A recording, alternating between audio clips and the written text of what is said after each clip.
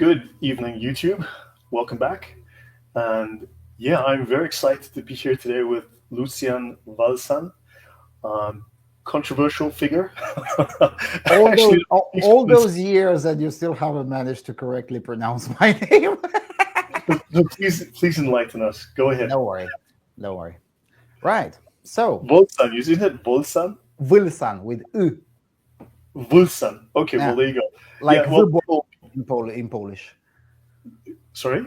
like wyboś in Polish, which is choice. Okay, so Vulsan. Yeah, well, people butcher my name too. So the reason I say he's controversial is not because he's actually controversial, it's because he talks common sense, which itself is these days controversial. To be fair, So it hasn't been common in so many decades. So, exactly, we'd like to bring it back.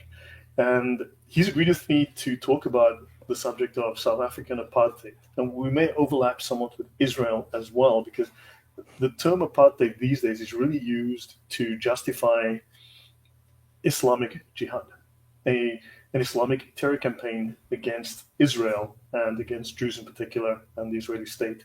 And the term is being misused, and the term has been even misunderstood when apartheid was in effect. There are different perspectives, and of course, we've only had the communist ANC perspective. And I am definitely not going to be kind to the ANC. We want to question some of the long-standing history. We want to bring up some uncomfortable facts. We want to look at the opposite side because there were some very good aspects to apartheid policies. There were reasons behind many of the policies. Now, certainly, you can point to some questionable things, but there were a lot of positives that were forgotten, that were overlooked, and people cheered on communism because the ANC is a communist organization. So, Lucian, over to you. How have you been? What have you been up to? oh well, I've been up to the clown show that is the Romanian presidential election.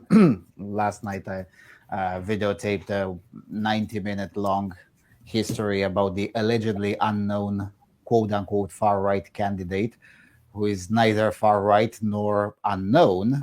He's been in public life for 34 years. So I just videotaped a long video inquiry, I guess, investigation going back to newspapers from 1991 with this guy stealing the stamp from the Environmentalist Party. He's been in cahoots with the globalists and the far left for 34 years, but now suddenly everyone just likes to pretend that he's the far right candidate. So that's the thing that I've been up to in the last week. More generally, I know I'm getting ready for another trip to Central Asia. I'm getting ready for a trip to Poland. So things like that. The usual things. I just intervene wherever people would hope that I won't intervene. Making yourself useful, yeah. Yeah. Far right these days just mean that you don't want foreigners to rape your daughter. Mm, roughly speaking, yes. With a You know? few twists and variations depending on the country and the current political context. But yes, roughly speaking, that's basically what far right can mean these days.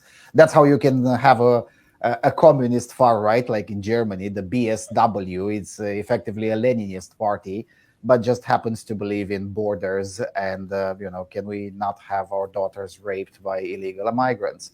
Uh, but other than that, it's a very Leninist party. It's broken off from Die Linke, the party that ruled over the DDR during the times of the Soviet Union, the East Germany, that is DDR. So being far right these days is really easy. Just have the centrist position of the year 2001, and there you go, you're far right. Yeah, no, that's another abused term. Welcome, Villainous, and welcome everyone. Please share, subscribe. Also, look out for my friend's link in the description. Check out his channel for his fantastic commentary. And as I said, like, share, subscribe, tell your friends. Let's all jump into this one. Villainous says, how in Romania can you have an election, but the guy who gets the vote isn't allowed to take office? Yeah, Well, I I'm feel like, currently writing the video on that. It will be on my channel in 2 weeks or so. Basically, the second round hasn't been held, so technically there is no winner of the presidential election.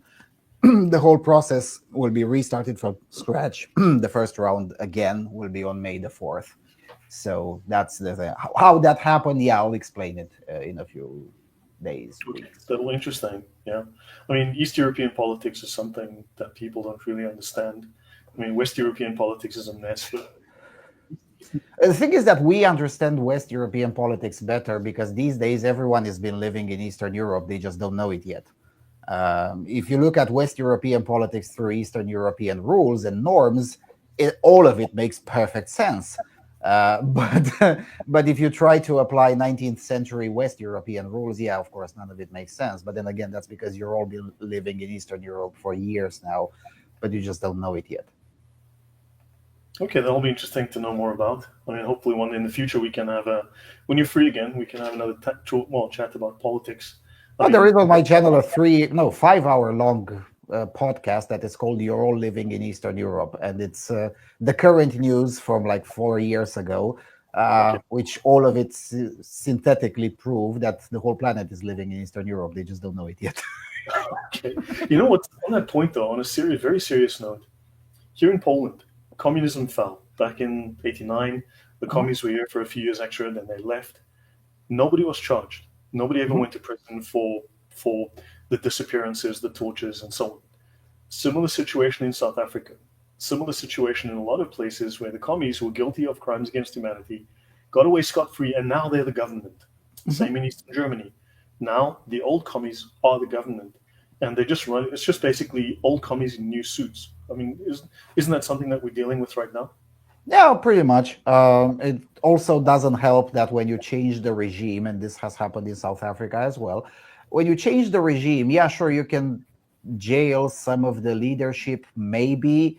We did that, for instance, in Romania, but only a few of them, not the biggest ones, well, with the exception of the Ceausescus, who became good communists. But generally speaking, when you change the regime, you still need a lot of the apparatchiks of the old regime.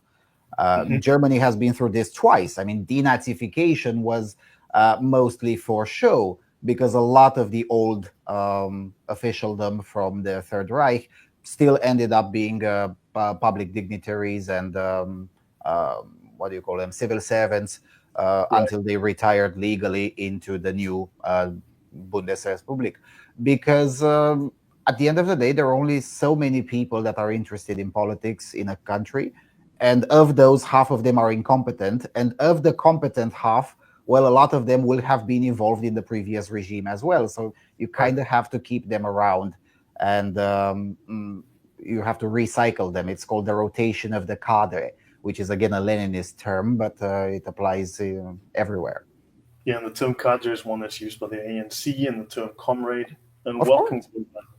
Yeah, of course. I mean, people don't realize just how much socialism has actually made inroads into Western politics, into Western culture, society, and yeah, let's talk about some of that today. So, um, I've got a few things I want to raise that are going to be, well, hopefully to start the conversation.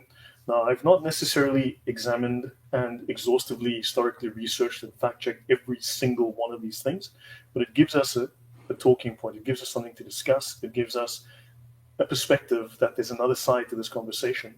And of course, as we all know, fact checkers have basically been propagandists and liars for the last several decades. So why should I have to bust the chop trying to be 100% accurate when these guys were just lying to you to your face?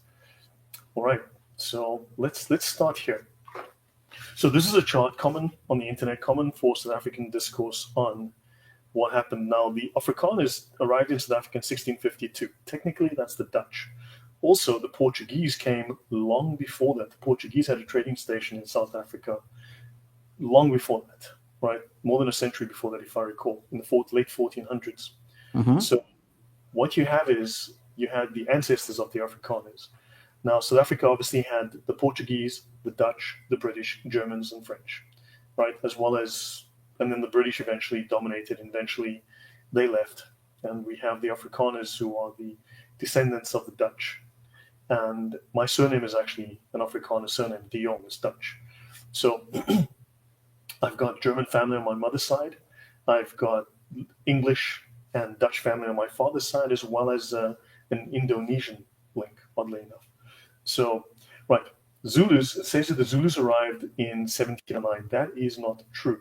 So, just a couple of pointers here. The Zulu nation, right? Just so you know, the Zulu nation was formed under the leadership of Shaka Zulu in the early 19th century. So, that's the 1800s, right? The Zulu nation dates to about 1817. So, Shaka through military conquest. He basically killed off the men, kept the kids, raped the wives, and made kids. And he unified all of these tribes that they conquered. What they did was they simply absorbed them into a single clan or group that became the Zulu kingdom, right? And he was very aggressive. In fact, the man was a psychopath, right? There's nothing amazing or wonderful about him. I mean, if you ask yourself, what did he do in terms of education, schools, technology, science, medicine? The answer is F all, right? These are basically small scale Genghis Khan, but in modernity. Pretty much. I mean, am I wrong? No, and I mean, there's so many things I could discuss. For instance, if you look at the black tribes that we're all supposed to, I'm saying this as a black person, but don't forget that few people realize just how racist black people are, and we're not supposed to talk about this. Now, I talk about contentious issues. We're not supposed to talk about politics and religion on this in polite conversation, but that's what I do on this channel. People are constantly going on about how racist white people are. White people are the least racist people on the planet. At this point, yes. So again? At this point, yes. Yeah, no, at this point, definitely. I mean, so, darn it, don't tell me it's done this to me again. Let me just refresh this and see. There we go. This is something I've covered before. I'm just going to try and do this again. Right. This is a map of the world's most and least racially tolerant countries. If you want to find racism, try India. India is extremely racist. They don't like their neighbors. All right. If you want to look at racially tolerant countries, Australia, New Zealand, and North America, oddly enough, and Scandinavia.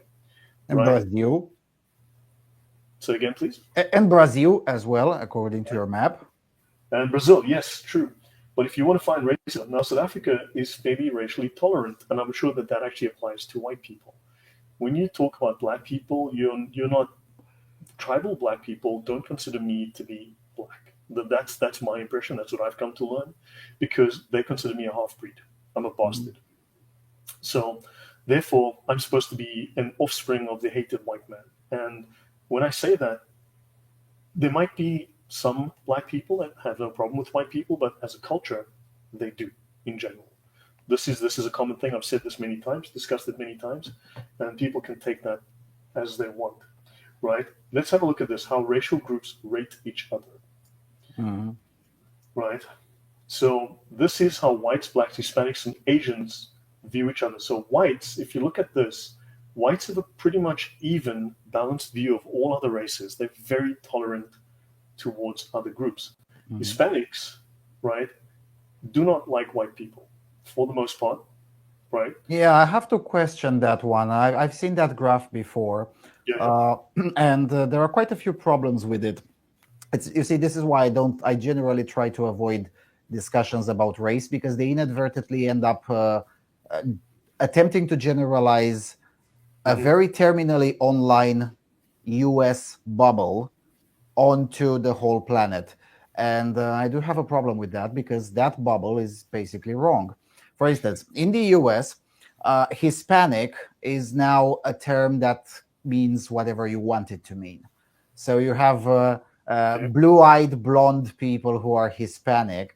You have, I mean, at the end of the day, do the people of Macau, do they count as Latinos? Well, technically, yes, because they speak Portuguese. Mozambicans count as Latinos as well. And I suppose I count as Latino as well. My mother tongue is Latin-based, right? So I do have a problem with the name, with the American categorizations in particular. Same thing with the word white. I mean, white, according to the Census Bureau, is people descendant of the indigenous peoples of Europe, North Africa, and the Middle East, which by 19th century standards, that would have been a good definition, or even by 17th century standards. By 21st century standards, I'm not sure that is a good definition. Mm-hmm. Back in the days when North Africa was basically Southern Europe, then yeah, sure. But now that is not the case. So, you know, each of those categorizations have a problem. So, white can mean someone from Lebanon or from southern Jordan, or even from Saudi Arabia. Hispanic can mean Well, many anyone people. from Guyana or from Mozambique. And Okay, then black can mean a lot of things. I mean, Elon Musk is an African American, technically yeah, black speaking. means not white, but technically is white because people are judging on the color of your skin, not the content of your character. Not like that. Yes. And then you have Asian, which what does Asian mean? I mean, Asian is also Pakistani, is also Indian, it's also Japanese, is also Don't South forget, Korean. these definitions have been deliberately, shall we say, diluted so that you lose detail, so that you lose specifics, that there's no distinctions. They're trying to erase distinction. But I Mhm. think generally we know what we're talking about. And you'll notice that No, I there is, disagree. I don't think we generally know what we're talking about because these categorizations, maybe they do make sense in Atlanta, I suppose, but I don't think they make sense in Israel or in South well, Africa or if in you know, Eastern if you go Europe. to South Africa or you go to many African countries, and let's say I show up there, dressed the way that I am, and walking and talking the way that I do, they're going to call me a white boy. Well, technically speaking, by apartheid terms, you're colored. Granted, but the thing is, by those black standards, I'm white Oh because, yeah, yeah, fair enough, yeah. right, they're going to look at me as a white kid. They're going to say, "Hey, Oh look yeah, at the sure, sure, sure. right." That So, that that is not under dispute, at least in my opinion. right, but I mean, under apartheid definitions, I'm colored. Of course, that's a slur in America, but that's a whole. I mean, yeah. This so anywho, but let's just say white people are very tolerant. Black people, not so much. Not I so mean, much. how many Jews are there in Morocco? Work that out. In Morocco, it's still pretty okay, but try Libya, and then it gets a little bit Yeah, more I see complicated. how Or well you. Afghanistan. In Yeah, Morocco, it's still pretty okay to be a Jew. It's one of the few in the MENA but it's not countries. exactly overflowing. Oh no, So let me see. Um, wow, this is great. Neutron Star Academy. I've silenced so many Muslims already thanks to your channel. I'm from Sweden and we're scared here to confront Muslims. I think we're going to start seeing changes. And I think it's Welcome här, Neutron. right. Okay, so the causa. Now, just to provide a bit of a story and context here, why this is important. White people were in Africa and South Africa for the last 500 years. They settled the place, they stayed there, they developed it, they made something of the land. Now, if you go back 100 years and look at the dominant black culture, you've got the Nguni culture that moved down from Tanzania, from Congo, from places like that, and they moved south and they entered into the country a couple of hundred years ago. Some of them maybe a little earlier, but they themselves are colonizers, invaders. They nearly wiped out, they nearly genocided, literally genocided the people that I am descended from. Those are the Hottentots, Hollanders, those are the Strandloper, those are the brown peoples of South Africa that were the original settlers in the country. The original people are a brown skinned people that lived there. These blacks nearly genocided them. It's not a common topic. It's not one that is commonly spoken about. It's not one people want to deal with. The fact that these blacks, these Nguni, also think if you go back 100 years, ask yourself, okay, so those blacks, how developed were they? Well, sadly, they weren't. They were roughly as developed as your average cave dweller, right? Is that harsh? Maybe. Is it true? Certainly, right? Maybe some of them had reached the Bronze Age, let's say. They had metal weapons like spears, but did they invent, you know, telescopes? No. Did they make boats, navigation? Did they have compasses? Did they have writing paper? Did they have a writing method? No. Did they have any kind? Did they have socks, shoes, manufacturing? No. Right? These were very primitive people. Also, they had no property rights. They had no concept of law and property rights the way we do with a written legal system. They didn't own anything. They were migrants. They were moving around. Wherever they took a dump, that's their home, to paraphrase from Paul Young. Well, Right? that means they were the perfect poster children for the World Economic Forum. They owned nothing and they were happy. Yeah, I think that's a very fair point. And Belinda says, I think Lucian is just trying to point out that the US has an unrealistic. Yeah, yeah, Mhm. agreed. I think it's a fair point. Yeah, these guys were using bows and arrows. They were using two rocks to light a fire or a stick to light fires. They had no concept of law. They had no. If you say, okay, fine, where did your dad live? Which patch of ground? What street? What address? Where did you deliver the mail? They couldn't answer that. So when they say we own this land, they owned nothing. Nothing. They can't show you anything, no document. The concept of land ownership is a Western white concept. As we Mhm. know it today, it's based on property rights and so on. So the land was developed. How much development did these black cultures do of the land? Roughly zero. On a scale from 1 to 10, zero. So what are your thoughts so far, Lucian? Yeah, it's a very similar discussion to that was fashionable about 5 years ago with the 1619 project, or what was it called, Oh, yeah.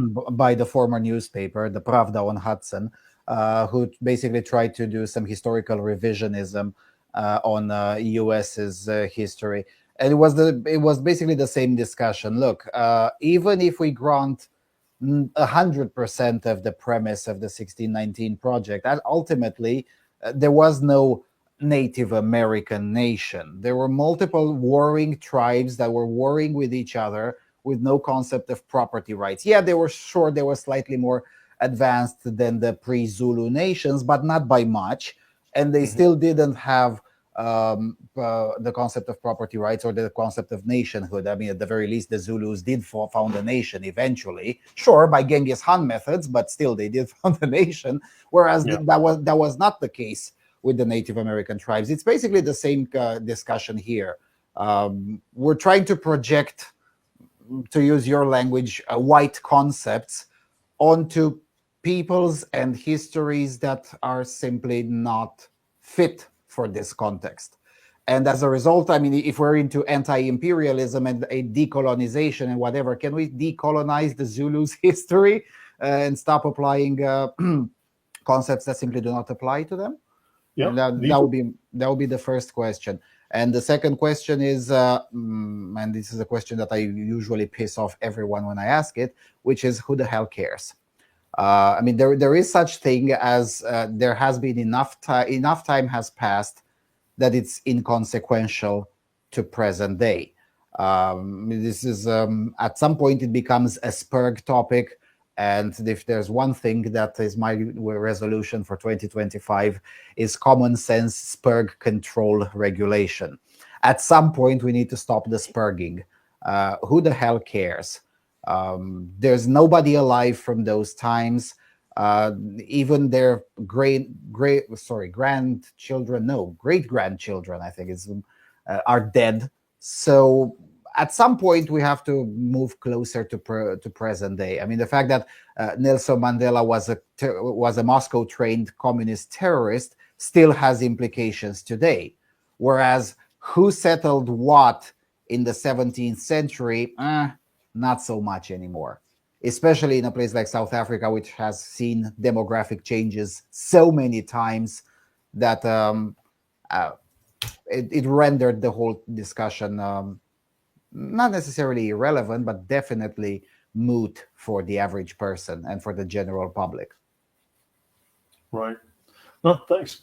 So, guys, what I'm going to recommend is I'll drop the link for this. This is from AfriForum, Mm. and you need to log in, make an account. It's free, and watch the documentary called "Tainted Heroes." Mm. Take a couple of hours, break it up into chunks. You need to watch this documentary to learn the truth about the ANC, about the Mhm. African National Congress.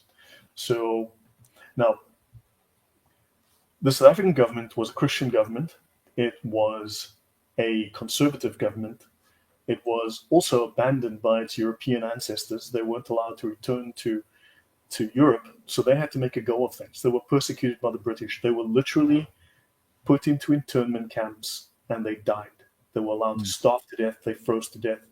They they died from disease. They were treated like cattle by the Brits. And in fact, as far as we know, modern internment camps were used for these Afrikaners, these Boers. Boer is a term that means farmer, even though it's used often as a slur. Being a South African farmer is the most dangerous occupation in the world today. Now, I'll just throw In a few. competition with President of the United States, but yes. Right, right. Now, a couple of things though. I'll throw some various things out, some things as we go. But people demonize South Africa. They demonize the apartheid system. They demonize the white South African government that was in power from 1948.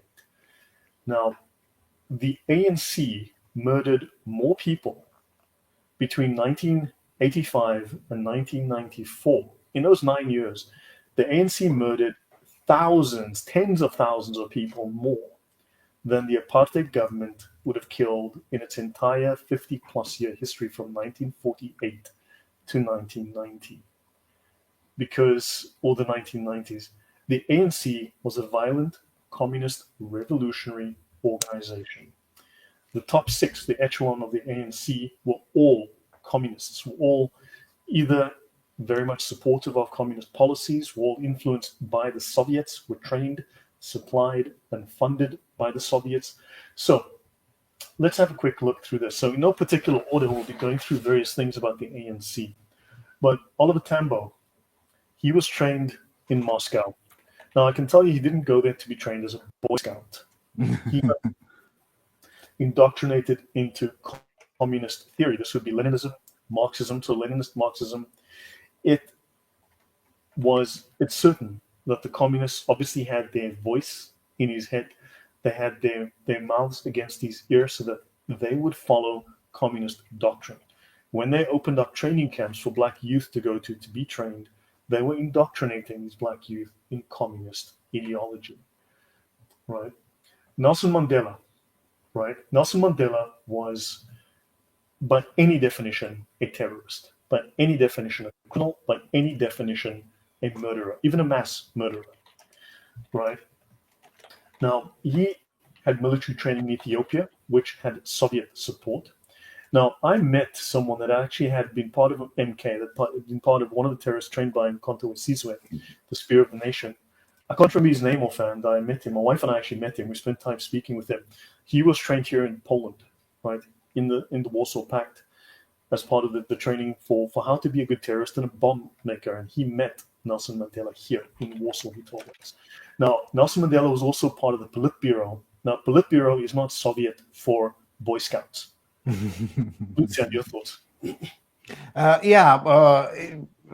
I don't know if he was part of the Politburo, if we're still at Mandela, but I do know that he was a routine figure at the Lomonosov Institute, which at the time was far more, how should I call it, political than it is today. I mean, today it is a very, even by modern Russia standards, well, if there's anything modern in Russia, but whatever, by contemporary Russia standards, is a very technocratic place. But at the time, it was very much politicized. And you can see, especially in Mandela, but generally the elite of the ANC, you can see the training in Leninism in particular, but also what they call post-Stalinism.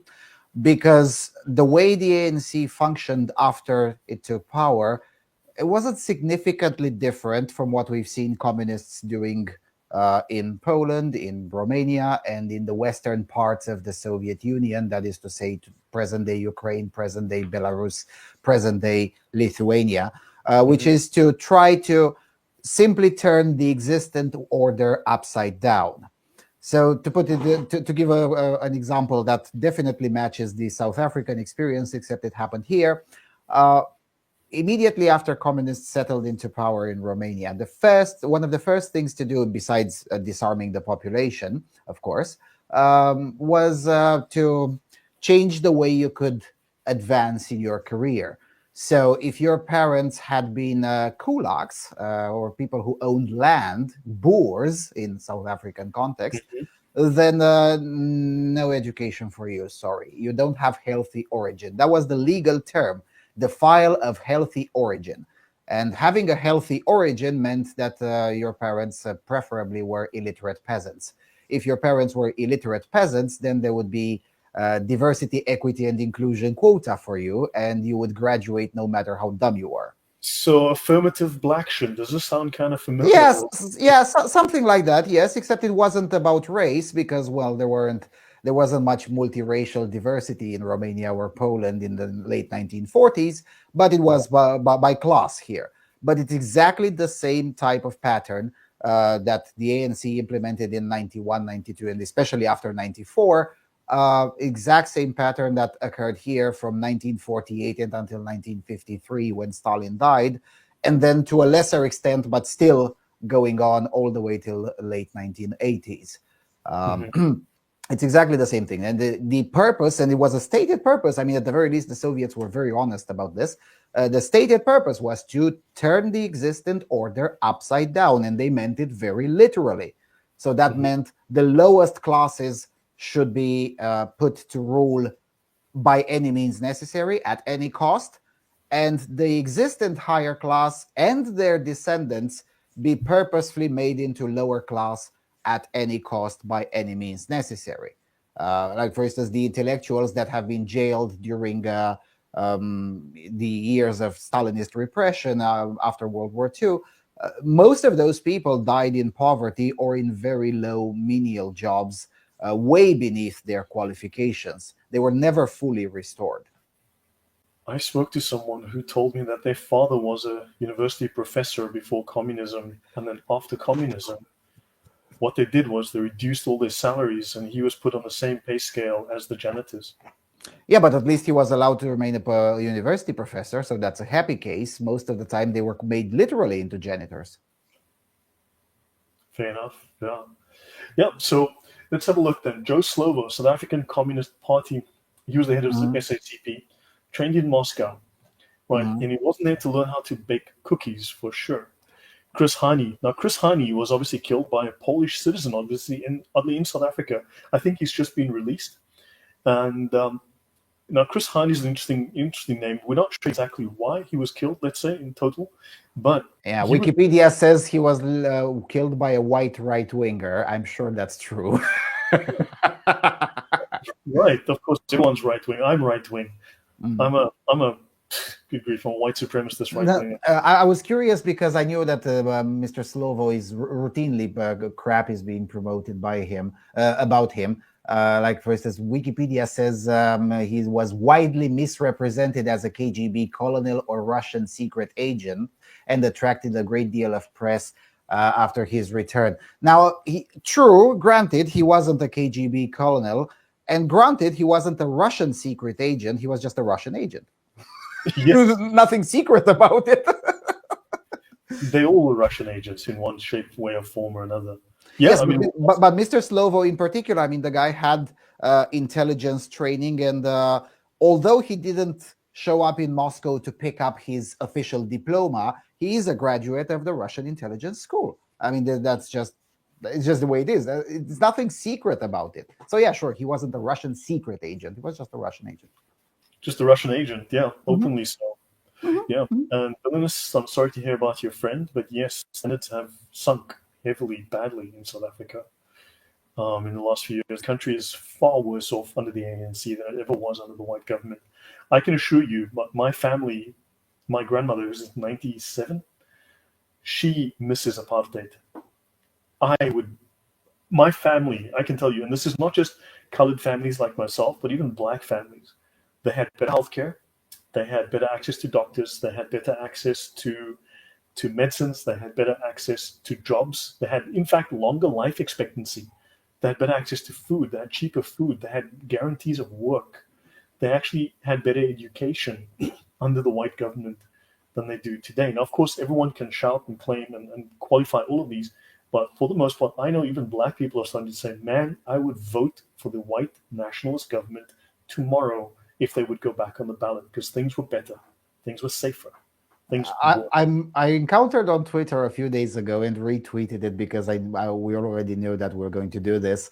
There was a graph that said that there are more racial laws today in South Africa than during apartheid. Even during the most repressive periods of apartheid, there were still fewer racial laws on the books than today. Now, I don't know if that's true, but it sounds true prima facie, to use an intellectual term. Seems to be the case, yeah. Yeah, it does sound true prima facie for the simple reason that the Leninist way of doing things is to codify every single minute thing and then try to be as rigid and as determined as possible to introduce it, which, of course, because Marxism-Leninism is, after all, a German ideology, and like every other German socialist ideology, it is very much obsessed with having things as codified as possible. Right. Yeah, you can go to, I'll drop this link in the chat. You can get more information about that. I haven't had a chance to examine this in detail, to watch this, but this is Race Law in South Africa, 30 years into non-racial democracy. And of course, it's become even more racialized than before. Yeah, I posted in the private because I can't post in the public chat. I posted a link from the Telegraph on Nelson Mandela from 2012. So 13 years ago, it was allowed to talk about these things. It was before political correctness hit the Telegraph newsroom, which basically discusses the communist terrorist part. So there's that. Jews, hold on. I see what I'm doing wrong here. Let me just kill that. Here we go. Yeah, that's the one. Yes. Yeah. No, he was definitely a communist. He was a bomb maker. And even if he personally didn't perhaps make those bombs or didn't plant those bombs, although we think he did, he was responsible for the deaths of innocent civilians, innocent people. Mhm. And yeah, the hits just keep on coming. But yes, was a Communist Party member after all. Yeah. So this link I dropped in the chat. You can learn more about it. This is the graph you were referring to here. This is during the apartheid I think period. so, yes. It's about here, and then this is where it currently is in South Africa. That there's just been this growth in the amount of laws. You can also have a look here. The ANC has failed to de-racialize. They were going to make everything the rainbow nation. And DEI just makes people more racist. I mean, we know that from research shows that DEI just creates more racism. Absolutely. I mean, it does show that how schizophrenic general global culture has become. I mean, now we need a study to tell us what is self-evident. I mean, there is a study now, a peer-reviewed study, and now even the leftists have come to accept this, that having DEI makes people more racist. But I was talking about this in 2015 on my channel. I'm like, guys, you are creating more racism. And like, oh, but do you have a source for that? Oh, come on, it's self-evident. If you nag people into oblivion about how they're either great or terrible because of their race, well, eventually you're going to create racial resentment into them, either against someone else or against themselves or whatever. But it will increase the overall amount of racism. That's just self-evident. But no, we needed a study. We needed the sociologists to spend several millions of dollars of taxpayers' money to make a study to tell us, well, what we already knew, which is, yes, actually, having racial sensitivity classes and DEI crap eventually will turn more people into racists. So, of course. Right. No, agreed. So Nelson Mandela was a guerrilla. He was not a peacemaker. In 1961, he co-founded the armed wing of the African National Congress, known as the Umkhonto weSizwe, the Spear of the Nation. The Spear of the Nation, yeah. So he was not someone who was there to make peace. He was there to make war. And no time during his presidency did he ever, and before or after, did he ever forswear violence as a method. At no point did he say, I give up violence as a political tool, because they've always used violence as a political tool. Right. Chris Hani trained in the Soviet Union and other Eastern Bloc countries.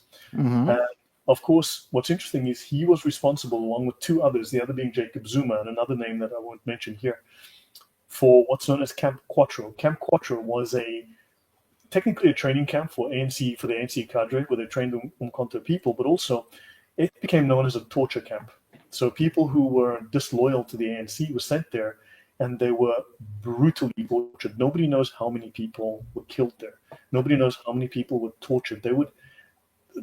Apparently it was sadistic. It was murderous. Mm-hmm. It was horrific. Now, Nelson Mandela in 1994 ordered an investigation into this. And of course, Jacob Zuma, who also was president of the country, and Chris Hani, who were running Camp Quattro, refused to comply. Mm-hmm. Well, Hani actually was dead when the investigation was ordered. But yes, his underlings who are still alive did everything they could to obstruct the investigation, even the sham investigation, because let's face it, an investigation under Mandela would not have been very thorough. Yeah. But even a sham investigation made mostly to please the Western partners of the newly created ANC government, even that would have been too much for Hani's underlings who are still alive in 1994. I've seen some post-humus investigations, most of them done by people like us. So, not particularly credentialed, but more interested in, hey, what the hell happened there after all? And some of their work methods have eventually been accepted in various sociological departments.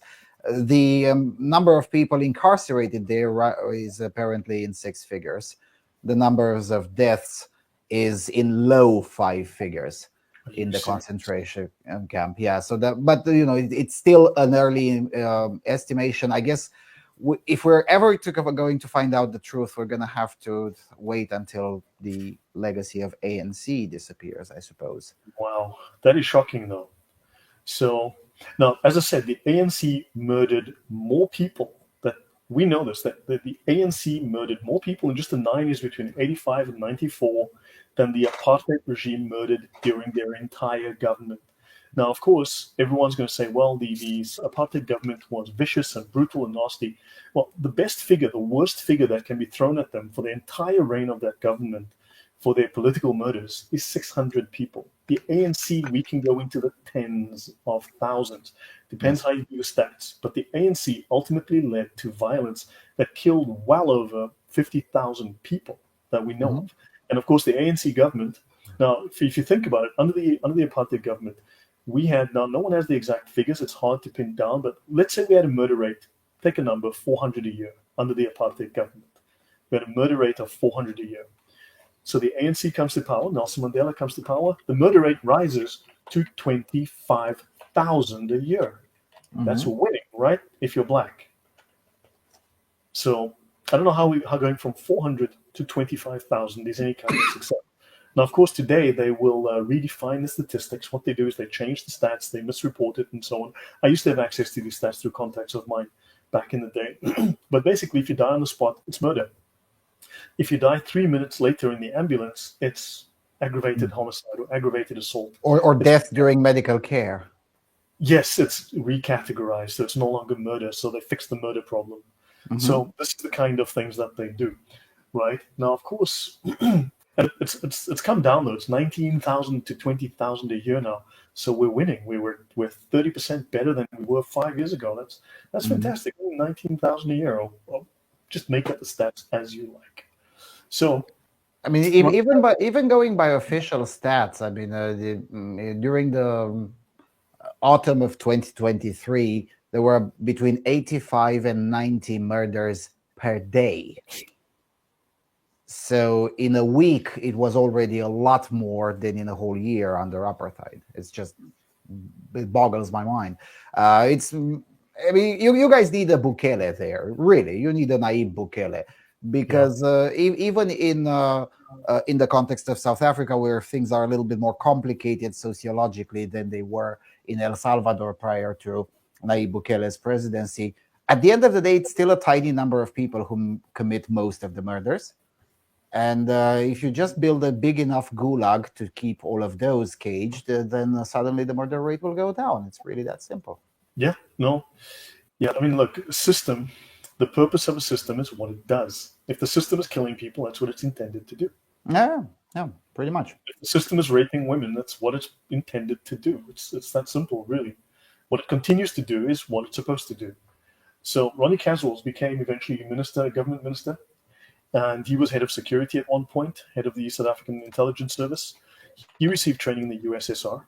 Jacob Zuma, who is illiterate, if you watch the videos of this man trying to say six-figure numbers, trying to count, they are hysterical, but also humiliating if you're South African. People used to show these to me and laugh, and it was just embarrassing. So he was trained in Moscow in counterintelligence by the KGB, right? And he joined the Communist Party when he was 17, I believe, in 1962, or when he was 20, in 1962. Thabo Mbeki, former president, at least he was an economist, and actually made sense. His economy was actually decent. He didn't crash the economy. He was a Politburo member as well of the Communist Party. One more thing to be said about Casrills.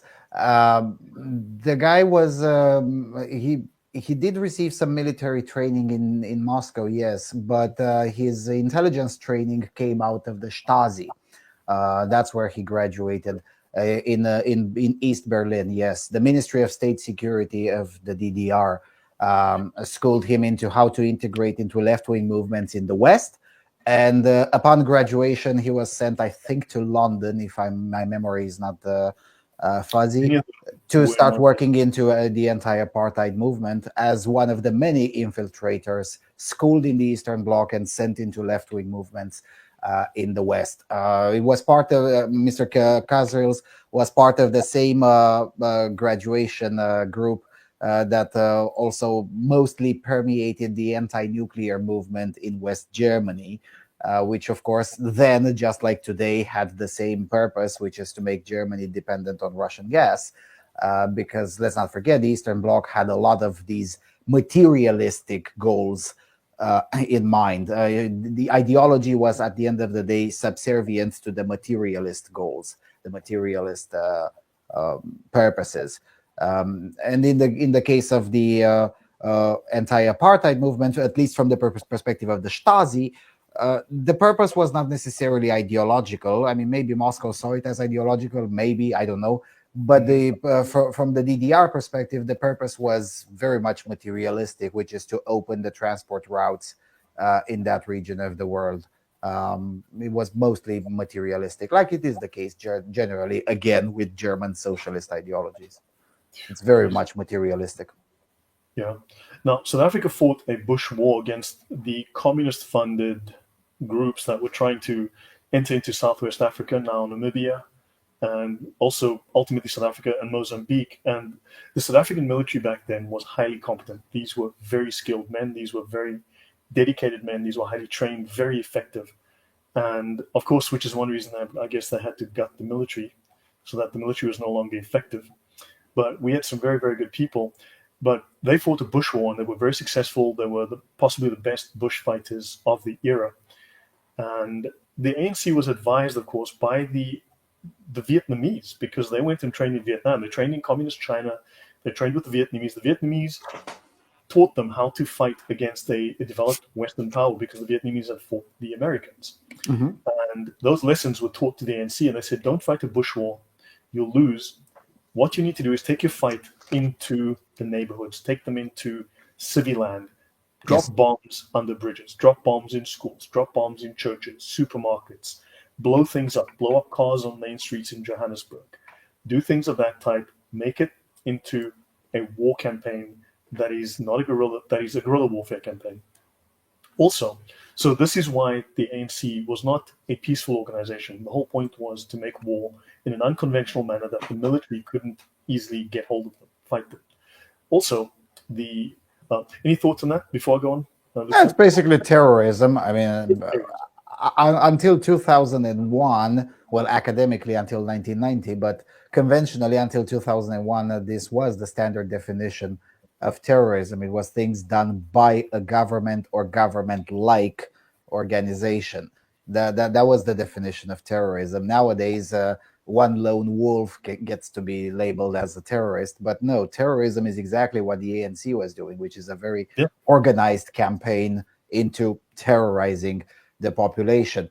RJ says, like Islamic terror, yes and no, because it does depend. Not every single crime committed by a Muslim is terrorism. Again, if it is part of an organized campaign, then I mean, I insist on precision of language. If it's a part of an organized campaign, like it was the case with ANC, or like it is the case with the militias in the Middle East, most of them Islamic these days, yes, those are terrorism, but not every single crime is a terrorist act necessarily. Right.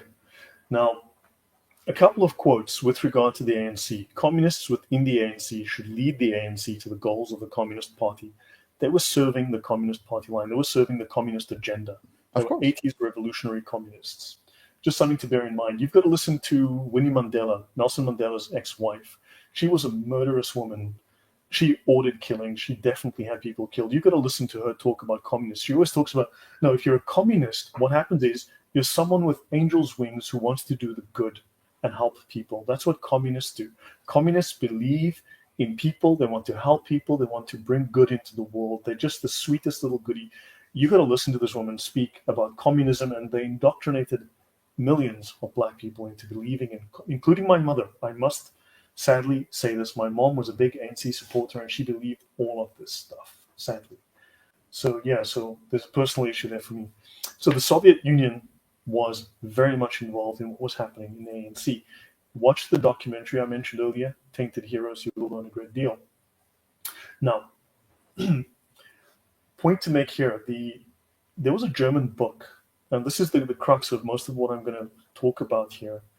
A German book was published in 1988 by a German immigrant who lived in the country and saw the changes that were happening. And don't forget, I grew up in South Africa. I am South African. I was there for the riots. I was there during the massive riots from 85 especially.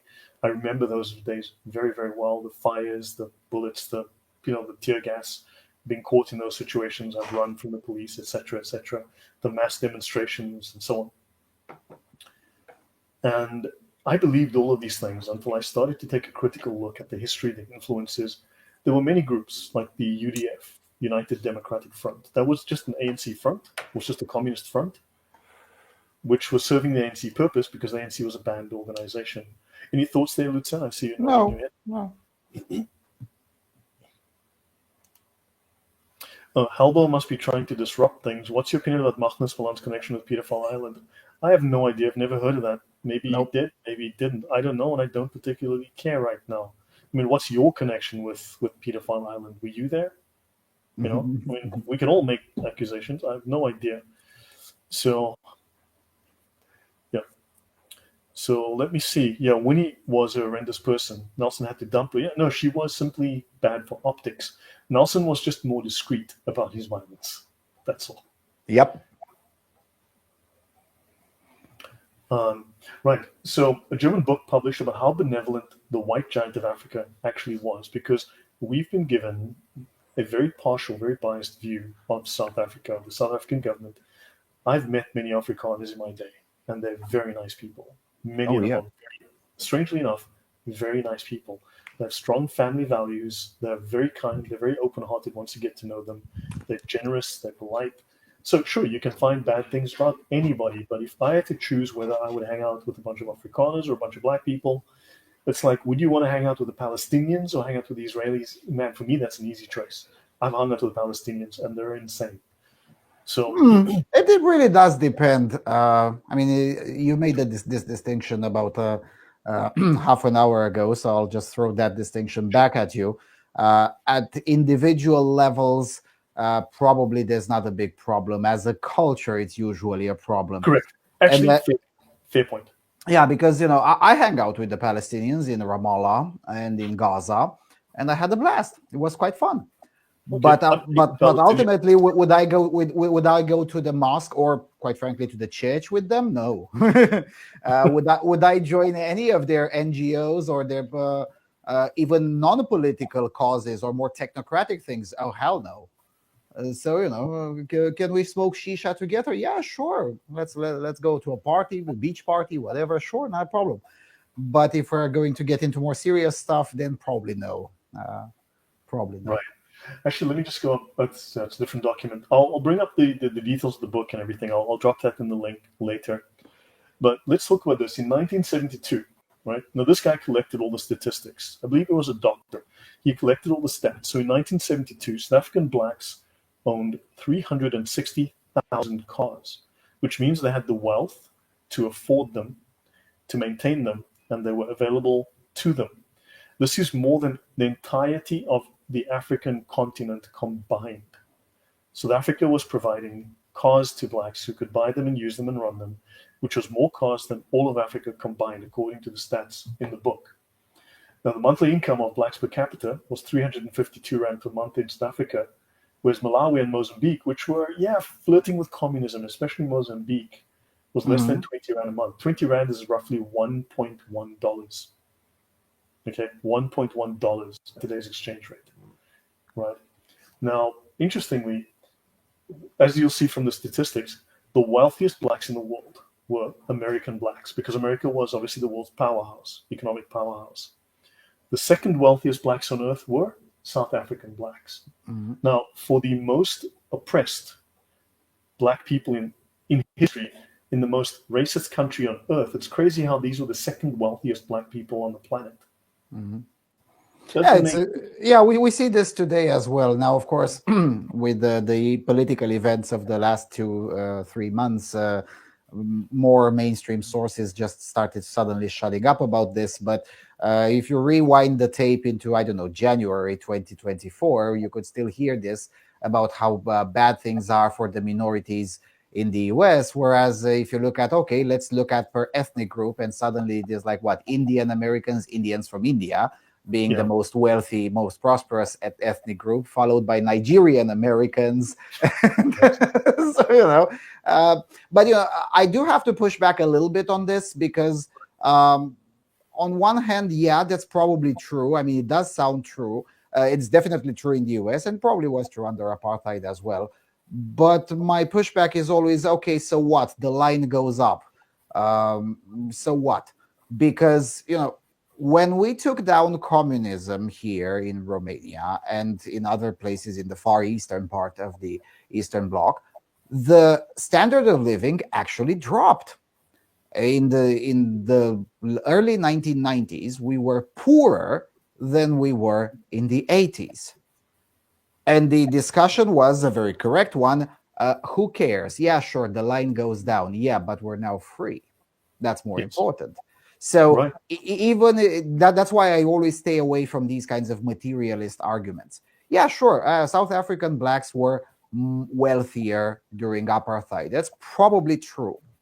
But they will correctly reply, the anti-apartheid activists, well, so what? We have a gilded cage. We're not free.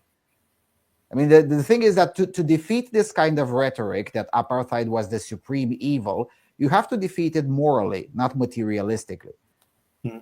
Because, but materialistically, of course, I suppose it's easy to defeat. But yeah, so well, what? we've also got, I've got facts we can work with. Facts, evidence, rather than rhetoric. Let's say. So we can come follow the evidence, follow the numbers, follow the money. You don't And understand. some No, practical policy. no. That may be good enough for the Spurgs online, but it's not good enough for the average person. Trust the propaganda expert here. In propaganda, perception is reality.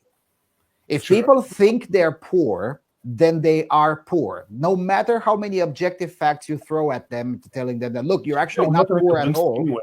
Well, I Yeah, doubt we're going to convince them. These people have died. And look, in South Africa, you go on Twitter, you read South African Twitter, you look at the blacks I did talking that. on Twitter. You're not going to convince them. These people Yeah. have died in the war, idiots. Mm-hmm. Yeah, but the thing is that I disagree that you can't convince them. I think you can. But what the opposition to those people did in the last decade, in the last several decades, was just inappropriate. Not wrong, but inappropriate. In the sense that while it is factually correct, it doesn't feel correct. And if it doesn't feel correct, then it will not convince anyone. So what I'm basically trying to urge you to do is find a way to deliver things that feel correct. Okay, well, not right now because this is what I have prepped and ready to go. So next time round, I'll have a look at those and discuss those. But everyone poses a one-sided argument, and we'd like to look at the other side of the argument. Everyone Sure. brings in very heated emotional issues. I'm trying to say, okay, let's look at some facts. Let's just compare facts. Let's start with that. We can. So black people, for instance, the government was subsidizing hospitalization for blacks.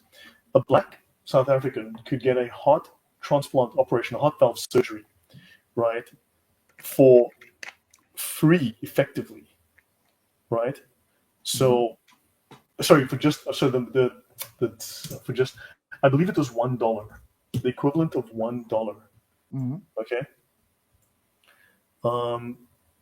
for just more than $1, yeah, for just more than $1. In the United States, under their healthcare system, you paid $15,000 for such a surgery. And Pretoria hospitals were subsidizing these. The white government was subsidizing these for blacks in the country to the tune of 2,000 and 3,000 of these per year. So black workers earned a significant portion of the GDP. They brought in a great deal of money, 32% of the total wages in South Africa, right? So there was money going around, all right? So I don't look at necessarily every single fact here, but the UN paid 298 million to underdeveloped countries. South Africa, in that same period, spent more than double that, roughly double that, nearly $600 million on the development of black areas. South Africa spent a huge amount of money trying to uplift the black population. Few people realize that blacks don't value education. All of that education money spent in Africa is wasted. Right now, Kenya might have come to the table and woken up Rwanda as well. They've actually realized, hold on, some of these Western European white ideas are actually great ideas. We should follow those because they work. They produce civilized cultures. However, black culture, as it is in South Africa, vilifies white people. It vilifies white culture. You try to educate yourself, they accuse you with the slur of you're trying to be white. So you try to get educated, people will hold you back. It's the crabs in a bucket problem. They will pull you back. They will drag you down. So there's very little benefit to this money that people are paying. But South African government was trying to uplift people. It was building huge amounts of classrooms, schools, to bring the blacks into the middle class. Now, you would have had to have been in the country, but you would see that even though these laws were on the books, they were not enforced.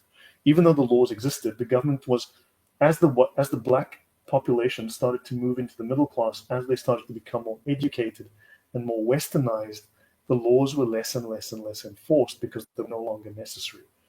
Your thoughts, Lucia? You seem to have some thoughts. Yeah, it does sound very similar to what Mr. Smith, the last white prime minister of Zimbabwe, used to say that, yeah, sure, well, when it was the discussion on whether to keep the old version of Rhodesia or go to populist democracy. And his argument was, and he maintained that argument all the way until he died, look, eventually we'll get there, but in order to get there, we first need a better prepared population. And for now, this was in late 70s, that's still not the case in Zimbabwe/Rhodesia. Therefore, no, we should not be doing that today. But yes, eventually that should be the case. And of course, he didn't get his way. Mugabe came into power, and we all know how that worked out. But at the very least, and this is true even today, the Zimbabwe still holds the most educated workforce in the southern region of Africa, because at least they kept the education system that they inherited from the colonial era. They didn't upgrade it that much, but they also didn't destroy it. And it turned out that that was a good enough idea. And now you have them. It's really funny. And you don't find them on Twitter. You have to go on Facebook groups where every year when there is the 100th anniversary of Mr. Smith's birth or whatever, some radio host posts a picture of the last white prime minister and said, well, maybe he had a point. And then you'll find thousands or tens of thousands of comments, overwhelmingly from black Zimbabweans, was like, yeah, actually, the guy had the point. Now we're somewhat prepared for a universal democracy, but man, we were not prepared 40 years ago. And if he had his way, then probably things would have been better. But the thing is that it's also a huge difference in mentality. That's why I always make the face sign that signals mild disapproval, because I understand you try to speak to an exclusively Anglo audience, but I'm also very insistent on precision, because, you know, when you say blacks, it's always a kind of problem because, well, there's Rwanda, which is also a very black country that doesn't function like that. There's Kenya, there's Nigeria, also doesn't function like that. Then there are also countries that are somewhat in between, like Niger, for instance, which kind of doesn't function like that, but it's also very susceptible to Russian shilling and Russian propaganda, as we've seen very recently, in fact. So it's a little bit more complex. That's why I always insist that it's more of a mentality issue than a race issue. Well, in Africa, if you try to develop a black person to become more like a westernized European person, their culture vilifies them. They suffer. I know, I've been through it. I know exactly what it's like, right? So unfortunately, there's that. The ANC also reversed all of these policies. The ANC went back on all of that. Yes. So they basically, I mean, how do you take... Of course they did. It's the inversion of the current order mentality that I was explaining an hour ago. Yes. How do you take people... Think about this. How do you take a people that 20 years ago didn't know what shoes were? Right? How do you take a people that 20 years ago had never heard of toothpaste, toothbrush, electricity, shoes, socks, pants, clothes, navigation, roads, buildings that weren't made of sticks or mud? How do you take those people and 20 years later say, okay, guys, you are now joining the first world and you are now going to wear a suit, and you're going to become an accountant and a chartered accountant, and you're going to start building rocket nonsense. Absolute nonsense. Yes, although there are some examples like that, although even those had some more, or still do have some intermediary steps. Let me introduce you to South Korea. South Korea was, okay, maybe not buildings with sticks and mud, but very much close to that. South Korea was, for lack of a better term, a fucking shithole in the Singapore, go, 50s. go to Singapore 50 years ago. Yeah, okay. Singapore is a special case, and we all know it. But South Korea is a big enough place that can serve as an example. And it was more or less uplifted as a result of Western colonialism since the 1950s. If you show to a South Korean Zoomer today some footage from 1950 in Seoul, they will not believe it. They'll say it's AI generated to make Korea look bad or something. Wow. It's an entirely different universe, not just an entirely different country, right? But South Korea did not go to full democracy at all. They went nominally to democracy in the 90s, but de facto, South Korea even today is basically benevolent fascism.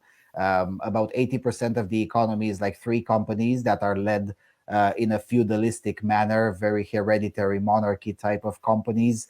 The politics is, okay, a little bit more open, but definitely not democratic, as we've seen with the constant jailing of the former presidents, coup d'etats, attempted coup d'etats, martial laws. Even just this month, there is another scandal with the president who imposed martial law and then got outvoted by the parliament, and now they can't arrest him because he has his own Praetorian guard that protects him. So, even as modernized and wealthy as it is, South Korea these days, it still has very much third worldish reflexes. That's a mentality that comes back to the mentality issue. So Yeah. with apartheid means separation. Apartness. You can literally translate it as apartness, separation. However, if you go back to the days of the FW of Verwoerd, right, the guy who was a very famous apartheid president, I think back in the 60s, he spoke of it as good neighborliness. He said, think of it as good neighborliness. Good fences make good neighbors. Good neighbors have good fences, yeah. And he said that basically we are neighbors we have incompatible, I'm paraphrasing here, but we are neighbors that have incompatible ideas. We are different strata of society, we're different levels of development. So we're going to give you your own homeland, the space that you have called home, you build, and they funded. I've been to many of these homelands when I was younger. The government funded, they provided billions ultimately to these places. They had their own governments. They were supposed to develop roads, infrastructure, agriculture, electricity, lighting, and so on. And of course, you know what the black politicians did? They bought themselves big houses, BMWs, and holidays on the Côte d'Azur, right? And maybe yachts on the Med for all I know, and private planes, who knows? And hookers in Paris, very probably. So instead of developing their culture, because the biggest impediment to black development is not white people, although there are two white people that are to blame for most of the dysfunction in Africa. They're called Marx and Lenin. Those two guys definitely bear a lot of responsibility, but corruption, communism and corruption are the two major issues. And this is also partly because of indoctrination, education, bad education, but also culture. White culture tends to be less corrupt. Black culture is extremely corrupt. So now I'm not here to so now the budget for black education increased every year from 1970 to almost 30% more than any other government department. The apartheid government was extremely serious about uplifting blacks to the middle class, to provide them with education so they could join in with the common culture, the Western European culture of the white class. Now, they wanted to protect their particular culture, which I think they have every right to do.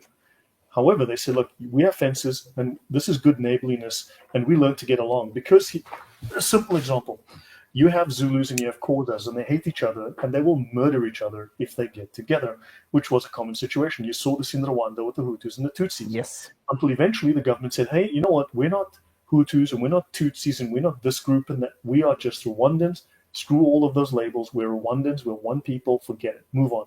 South Africa has not done that. But the Zulus, the Xhosas, the Ndebele, and all they would murder each other. And I don't mean they would have a slight dispute. There would be blood in the streets. Mhm. So, for instance, if you had a mine and you had a group of Zulus, they would all have to be put on one shift, so that when they came out on shift, from the front of the mine, from the back, from the other entrance, the Xhosas went in.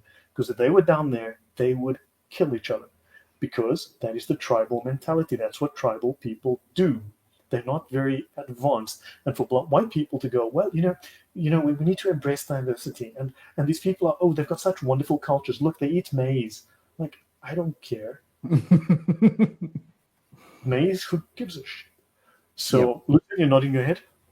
Yeah, pretty much. I understand the mentality behind it, and ultimately the reason why this will continue to have a controversial outlook is because, well, first of all, it's been less than 100 years. As I'm sure you're aware, there is that thing called the 100 years window. After 100 years, any controversial event, no matter how controversial and how murderous it is, it can be discussed dispassionately. Well, apartheid ended only 31 years ago. Well, 33, depends on how you count, well, whatever. So it's still not been 100 years. So as a result, there is always going to be an emotional reaction. And secondly, until that 100 years passes, we as Europeans, whatever, we still haven't gotten over our own problems with each other effectively. So as a result, it still lends credence to the counter argument coming usually from the Westoid left, which is, well, yeah, but at the end of the day, the Germans and the French don't get along that much. So why exactly should the Xhosas and the Zulus get along that much? And I'm like, yes, but we cheer against each other in a football match, and okay, maybe some skirmishes in the bar. But it's been a while since we've been creating rivers of blood in the streets, I would say. So, there is not getting along with each other has degrees in itself. And that is probably the part that we haven't been making clear enough. We've come to equate minor squabbles and memery, which is the norm here in Southeastern Europe. I mean, you should see a chat where there is Hungarians, Romanians, Serbs, and Bosniaks.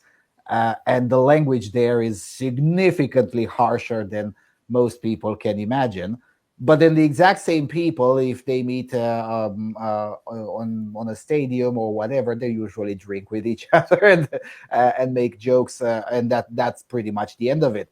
And what I'm trying to say here is that if there's one thing Slavoj Žižek had a point, it's this one: creating more ethnic slurs advances civilization, because ultimately civilization began when one man decided to curse instead of pick up the stone or the bat. Actually, right? Fair point. And the question is, how do we get back to that? Because the Westoid left, the academic Western left, has demonized any sort of ethnic-based or racially charged or whatever you want to call it joke. Right? Right.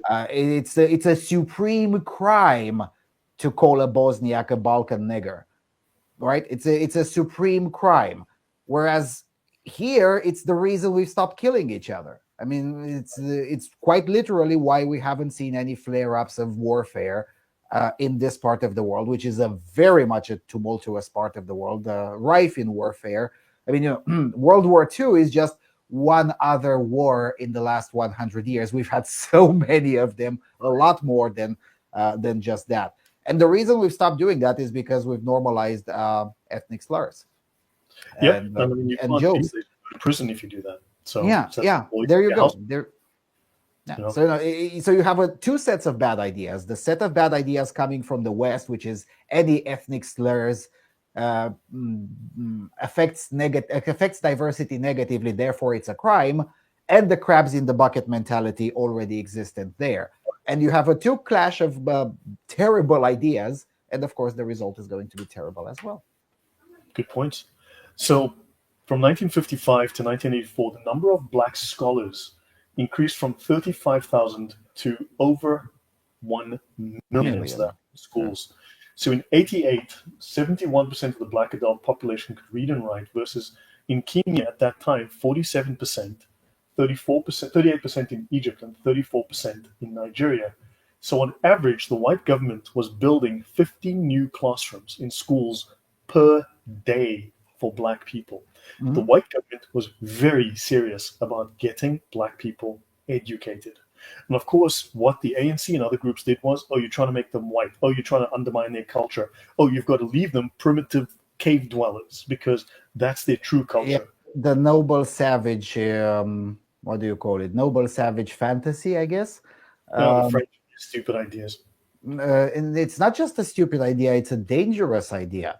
So, Now, I can sympathize with just the one portion. more, Lucian. Prophet Muhammad did not teach equality. So please don't lie to me. I've read the Sharia, I know it extremely well. Islam views everyone else as the kafir. And his last sermon was written in, as far as we know, in the 1900s. His last sermon was not written when he was alive. He was dead for a long time when his fake last sermon, which tries to emulate the Sermon on the Mount, was written. So I don't have time for the bullshit. I'll put you in a timeout for 30 minutes and you can go away and think about whether or not you're going to tell the truth. Thanks. Sorry, back to you, Lucian. Right. So the noble savage fantasy starts from a very understandable sentiment, which is, well, even if we believe we are better than those people, whether they're the Chosas or the uncontacted tribes in Southeast Asia or whatever, even if we believe we are better than them, why exactly should we impose necessarily our values upon them? Now, I can definitely sympathize with that Mm-hmm. sentiment. The problem is when that sentiment is taken to the level of policy. That is to say, not only we should be careful on imposing our values on other people, but we should be forbidden from even presenting them. And the But latter part is a huge issue you also forget because, go ahead. black culture fought literally violently against development. Black culture is also so Yes, entrenched in its yes, identity, it literally violently fought against development. And then they go, why are we so poor? I mean, think about it. You had people on just stop ships with being poor, mate. technology from Europe, right? You had people on ships with technology coming on ships from far, far away, thousands of miles away, landing on your shores, and they find these, well, okay, cavemen, right? To use a Simplify. metaphor, you Yeah. find these cavemen, and then of course these cavemen don't want to be developed. They don't want to learn. They don't want to improve their culture. And then later on, they'll blame the people who came on ships for why they're so poor. It's like, why are we so poor and primitive? It's the white man's fault. It's like, Mhm. well, they tried to lift you up, but you decided not You to. refused. Yeah. Effectively. And on a moral point, we need to find our balls somewhere and say, guys, you refused. While we shouldn't be taking your refusal as definitive, the thing is that since you refused, now we're going to do it our ways. And if you don't like it, well, tough. Because, again, I can definitely sympathize with the sentiment that even if we believe we are better, we should not necessarily attempt right off the bat to impose our value system upon other people. But by the same token, we should be permitted to present our value system and maybe they choose to adopt it, like it Hmm. happened in several places. Right. Starting with I don't know, even communist Vietnam. I mean, Vietnam is communist only in name at this point, and some of the posters that remind me of my childhood in communist Romania. But that's the end of communism. That's the extent of communism there. The rest of the economy is very much capitalistic, and for through a different incentive. I mean, the Vietnamese did not necessarily want to be Westerners, but they Mhm. wanted to be anything but not China. So anything but not China, but also good materially, well, there's not many other choices.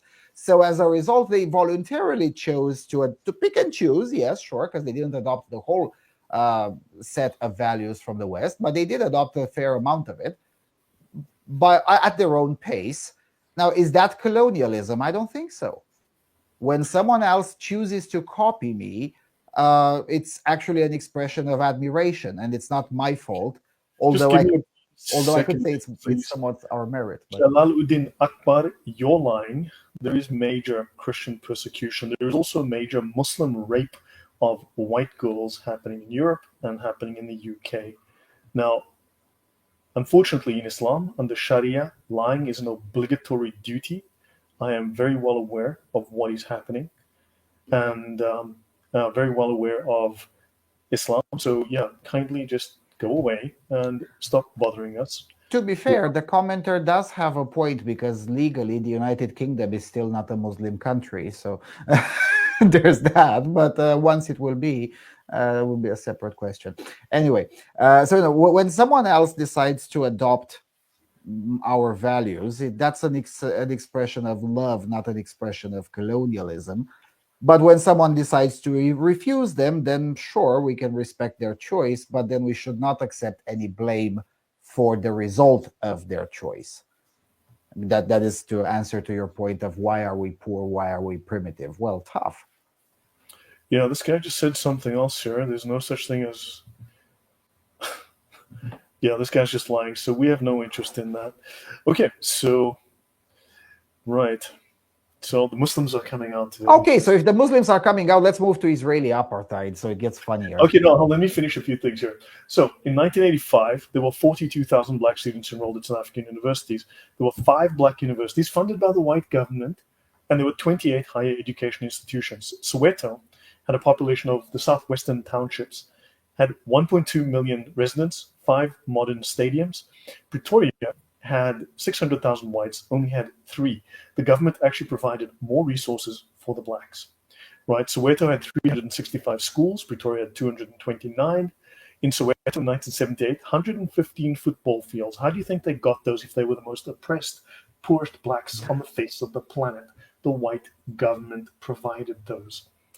So 3 rugby fields, 4 athletic tracks, 11 cricket fields, 2 golf courses, 47 tennis courts, 7 swimming pools, 5 bowling halls, 81 basketball fields, 39 children's playgrounds, community halls, cinemas, and clubhouses.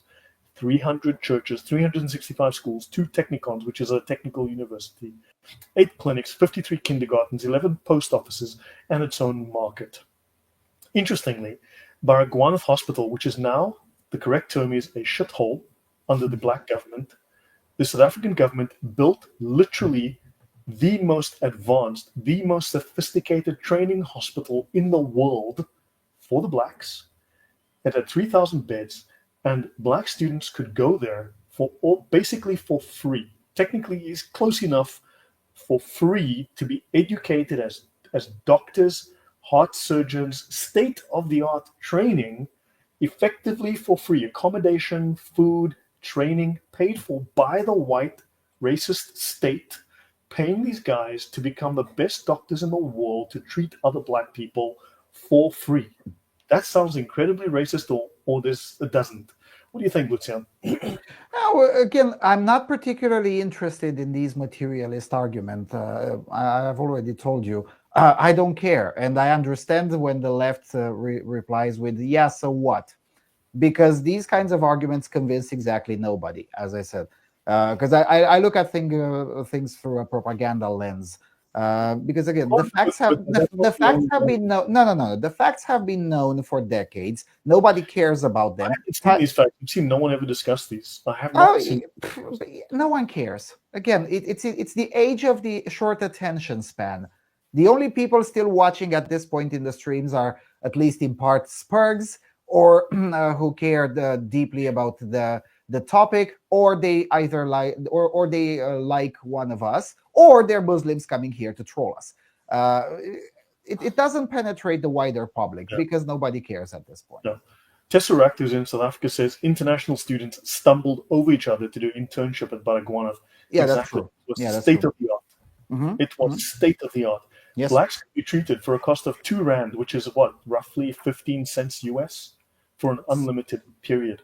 So this just goes on and on. So 898 heart surgeries were done there in 1982. That's exclusively for blacks, right? They have the St. John Eye Clinic. They fixed eye problems for black people. There were 2,300 registered firms, 1,000 taxi operators, and 50,000 car owners in Soweto. So there was no shortage of money. There was no shortage of entrepreneurship. There was no shortage of loans. There were some very strong positives under the apartheid government wanted separation because it said, look, you know what? You guys live over there. You guys live over there. We'll live in the middle because when you guys meet each other, you murder each other. How about we just separate you? That's a really good idea for separating people. Now, this is not to say that you didn't have white beaches. Everyone's going to go, well, but there were whites only beaches. And there were coloreds only beaches too. And there were some very nice beaches, I know, because I grew up on those beaches. And then, of course, you see, you have a lovely white beach where people behave and people don't get drunk. And then you have the black beaches where you see they indulge in fights where they get drunk, they break the bottles, and they kill each other with the broken bottles. They throw broken bottles and do drugs and leave needles lying all over the beach. And the blacks did that and the whites didn't. So I kind of like that idea that, when you guys grow up and stop doing stupid things, you can join us over here. But how about you guys get your act together? So there's an element of that good neighborliness which really people didn't understand, but the blacks didn't. Obviously, they could propagandize this and gain propaganda coups out of it. But the simple fact is, the white government, laws like these were present in many places in the world. Mm-hmm. The one mistake the white government made was to write them into law so they could point at them as a target. But these were common practices all over the place. Yes, it was one of the huge propaganda blunders because, look, we actually still do hold some of these practices today in Eastern Europe. It's just that the legislation is about behavior and not about ethnicity or race. And as a result, they still survive the test of modernity as well. And they're the exact same practices and the exact same way of doing things since the 1400s. Why the 1400s? Because that's when the gypsies showed up. Yeah. Apartheid was wrong, this guy says. Apartheid was wrong, the ANC communism. No, communism has always been wrong. It's never been right. But apartheid had a lot that was right. I would vote, and I'm saying this honestly, I've said this, I will vote for the white government tomorrow if the 1984 white government was in the polls tomorrow. I mean, if they were there, if I could vote for them, hell, I'd vote for them because anything is better than the ANC at this point. Mm. The ANC has destroyed the country. The economy is half, I believe, of what it was 15 years ago, right? There were very strong positives. The country was safe. The roads worked. If you had calculated by purchase power parity, it's about a third of what it was at the end of the apartheid regime. Yes. Yeah. I know, minus 70% recession in a quarter of a century. Minus 70% recession in a quarter of a century. That's tough. Self-governing states was supposedly a crime against humanity, Suburban Banshee, because they did that. And they said the whites are bad. No matter what the white government did, the whites were bad, the whites were evil, the whites were racist. What you had to do was you had to take the very competent white government out and replace them with uneducated, illiterate, communist blacks who like to kill people with bombs. Somehow that made things better. Yes, and what Suburban she doesn't seem to follow, or maybe he or she does but doesn't care, is that none of this would have been possible without the direct funding and guidance of the very intellectualized communist elite in Moscow and Berlin to a lesser extent. I mean, most of this was imposed also by, unironically, white colonists. It's just there was different type of white colonists. Yes. So instead of having a white government by white people born and raised there, you had a black government by people born and raised there, but educated in communist white countries by their communist white elite, imposing a totally foreign ideology, even more foreign than apartheid itself. Yeah, so, of course, it had worse results. I mean, look, Africa has always been a market economy. Look at African trade. It's always been capitalist. It's always been a market economy. Communism is quite literally anti-African. Yeah. Yes. Yeah. It's crazy. I need to do a talk on that. I mean, I actually have notes on that. I actually have slides prepared on that, but it's totally antithetical to African culture. So Garankuwa, another medical facility, which was there to help blacks, they did kidney transplants, right? They had laboratory units. 200 doctors were trained every year to help. What you fail to realize is the white government cared about the country. They loved the country. They were abandoned. They sacrificed. They've been killed. They've been murdered. The British had badly decimated their numbers. But they decided, you know what? We are going to established this country. Now, think about it. They started on the coasts. They worked their way inwards. The whites were in the country, what we call South Africa today. They moved north, right? They did the Groot Trek, the Great Trek north. They were there for at least 125 years before they saw their first black person, right? And when I say black, I'm talking tribal blacks. Now, this is not the small numbers. There were small numbers of the Strandloper, the Hottentots Hollanders, the Bushmen, right? The San. These people were being murdered by the Ngunis who came in from North Africa, from Central Africa, Central and Southern Africa. They came down, they started murdering the indigenous people of South Africa. These people then ran mostly into the desert areas. That's why the San lives now they live in the hot deserts, in these arid regions, because they were chased out by the blacks that were murdering them, right? And the other blacks were driven south. Who did they run to for protection? The white farmers. Who protected them? The white farmers. Who stopped the devastation, the slaughter? Think about it. The country had something like 4 million people that we know of in the 1800s. The blacks murdered half, as far as we know. Now, look, there's lots of studies. I've read several. I downloaded about 6 or 7 of these studies. As far as I can tell, they seem like propaganda. As far as I can tell, they seem like white people who are trying to make nice with the black government. Who knows? But roughly 2 million people, according to some reports, were murdered by the blacks. 50% of the population. You're not going to convince me that a bunch of primitive blacks who basically are barely out of the Stone Age, who don't know what shoes are good for your health, because they weren't. So they got to the Fish River. They met the blacks, of course. There were battles. I'm looking at the last element on that screen. South Africa provided the grain needs for its neighboring countries. In 1980, Zambia received over a quarter of a million tons of maize. This is really funny. In 2025, Zambia is the provider of food for the whole area, because in the meantime, they've learned how to make it themselves. And where they didn't, they had the luck of immigration. That is to say, white farmers from Zimbabwe who fled Mugabe. And the Zambian government had the wisdom to say, guys, how much land did you own in Zimbabwe? That much? Okay, we'll give you exactly that same amount of land as a property, not as a concession, with the condition that you produce the same amount of food here that you are producing in Zimbabwe.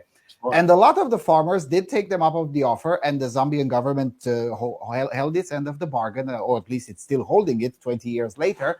And now Zambia is the provider of food for most of the region. Now, of course, things have started picking up pace again in Zimbabwe and Namibia as well. But for the most part, Zambia is now the provider of food. How things have changed. 40 years ago, they were importing from South Africa. Now they're exporting to South Africa. Yeah, South Africa has become a net food importer because which is weird. I mean, a third of South Africa's farms have been destroyed. Farming is the most dangerous occupation in the country. Farmers are murdered all the time. People don't want to recognize it as the problem it is, where blacks are murdering white farmers. Yes, socialism is the white man's control invention. The ANC are deified by Karl Marx. I love that. Yes, that's absolutely true. Yeah. No conservative or aristocratic white man came up with a better way of colonizing the minds of the third world than Engels and Marx. And Lenin, to a certain extent. Vicious. Yeah. And Stalin was very interested in South Africa. Stalin, before his death, was very, very interested in South Africa. It was strategic. So Stalin was actually monitoring the events in South Africa, and he was funding and he was supporting all of these little crazy movements all around, which the white government was fighting against, because they were terrified of communism taking over the country. Yeah, and that program by Stalin continued under Brezhnev and Khrushchev as well. I mean, that one never stopped, really. I mean, it stopped during Gorbachev, mostly because the Soviet Union ran out of money, not because they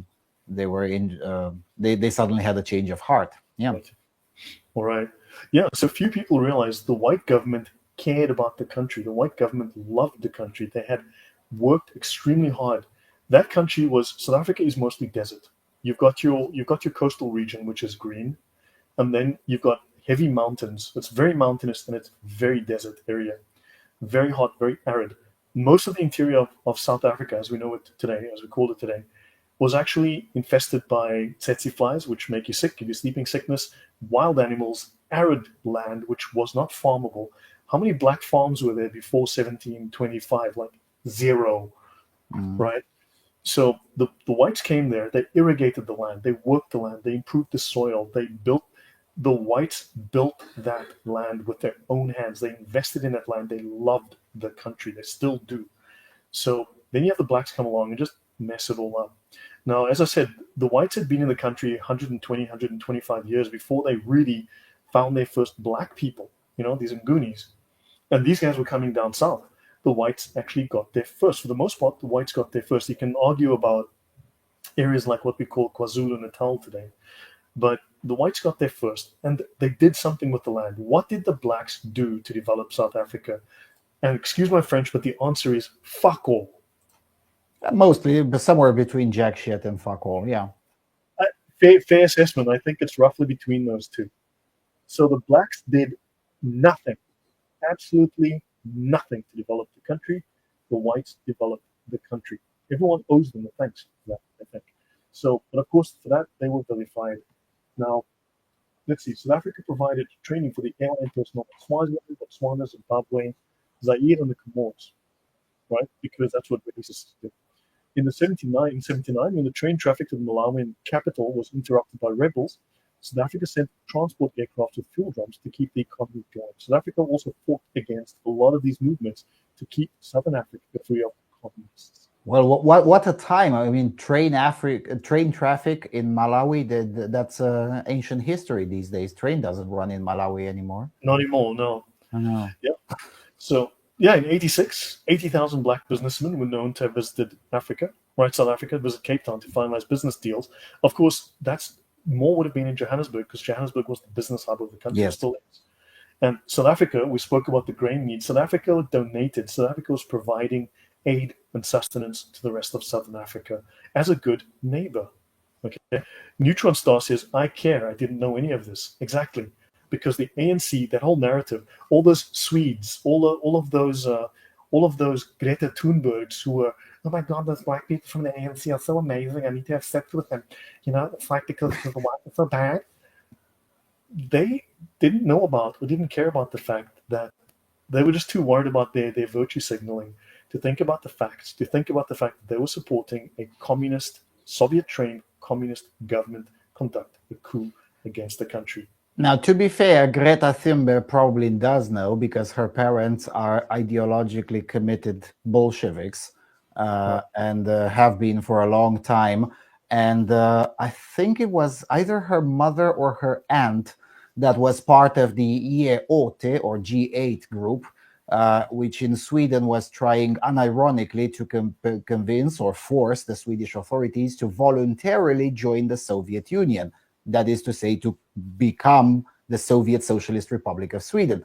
Now, fortunately, the political exponent of that movement, that would be Prime Minister Olof Palme, was turned into a good communist via assassination in the 80s, and that was the end of that movement. And also the Soviet Union going bankrupt didn't help either. But what I was saying is that probably Greta Thunberg knew exactly what she was doing. Right. Her followers probably didn't, but yeah, but she did. So we've got new I've noted. So Lucian, is your family still Sufi? No. Yes, I am related to Michel Vàlsan, but he left the country and the family 100 years ago because potato, and he discovered Islam in France, and he didn't like much of what he found, so he was like, I'm going to make my own Islam with the blackjack and hookers.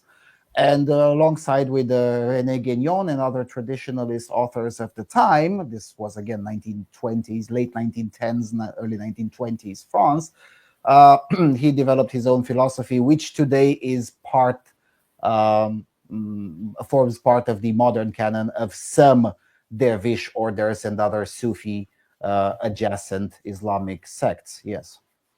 Right. But no, I have never been Sufi, and nobody in my family except Michel Vàlsan is Sufi. But then again, Michel Vàlsan died 50-something years ago. So right. Yeah, I mean, obviously they were trying to make a mountain out of a molehill. Tesseract says, it's okay. It's a fair question. Tesseract is similarly with the Jews and Arabs. The Jews transform the desert wasteland into arable farmland. Muslims transform arable farmland into desert wasteland, or leave desert wasteland as desert wasteland. Exactly. Roughly So, speaking, yes. so you, Although yeah, again, there are some exceptions there because it depends on ethnicity. The Muslim Persians are actually still very much into civilization. Muslim Turks are very much into civilization. But then again, we have to also have the question of how Muslim Turkey is today, which is not that much. It's a bit more nuanced, but yes, roughly speaking, and it's always Muslims. I mean, the other non-Jewish minorities in Israel, like the Druze, for instance, they're very much into transforming desert wasteland into arable farmland as well. I mean, these right. days the farmer class in Israel is mostly Druze people. You know, on that point, the Arabs and the Muslims who live in Israel are the freest Arabs in the world. All the other Arabs live in the sun. Only 6% of the Arab countries have some degree of democracy. Most of them are just totalitarian states of one form or another. It Whereas depends on how we define it, because and the reason I insist on this is because, for instance, neighboring Jordan, right, formerly Transjordan, today the Hashemite Kingdom of Jordan, it's nominally an autocracy, but in reality, with the exception of the king, pretty much everything else is in some way, shape, or form democratically decided. And the ideology there is actually not very different from the apartheid impetus, which is to say, look, we have a class of people who are still very much savages. Therefore, we cannot have total universal democracy because that would be fucking terrible. But as time goes on and more people in the Hashemite Kingdom of Jordan grow into civilization, we open more things to be decided democratically. We open the society yeah, but even Islam more. also just is. I mean, the opportunities for growth is also limited by Islam. I mean, Islam just Yes and no. I mean, in Jordan, for instance, it's probably I think it's the only place on earth that still has Christian religious tribunals. I mean, the way religious tolerance works in Jordan is really fascinating, and it's no longer seen anywhere else on earth at this point. But so it's a little bit more complicated, and I've seen it with my own eyes. For instance, I was visiting one of the more beautiful mosques in Amman, and some German guy showed up and um, was discussing the issue with Israel. And at some point, he was becoming too kebab in public, as I like to say. Basically, was spouting pro-Hamas propaganda. yeah. And the imam there were like, now it's time for you to shut up and go.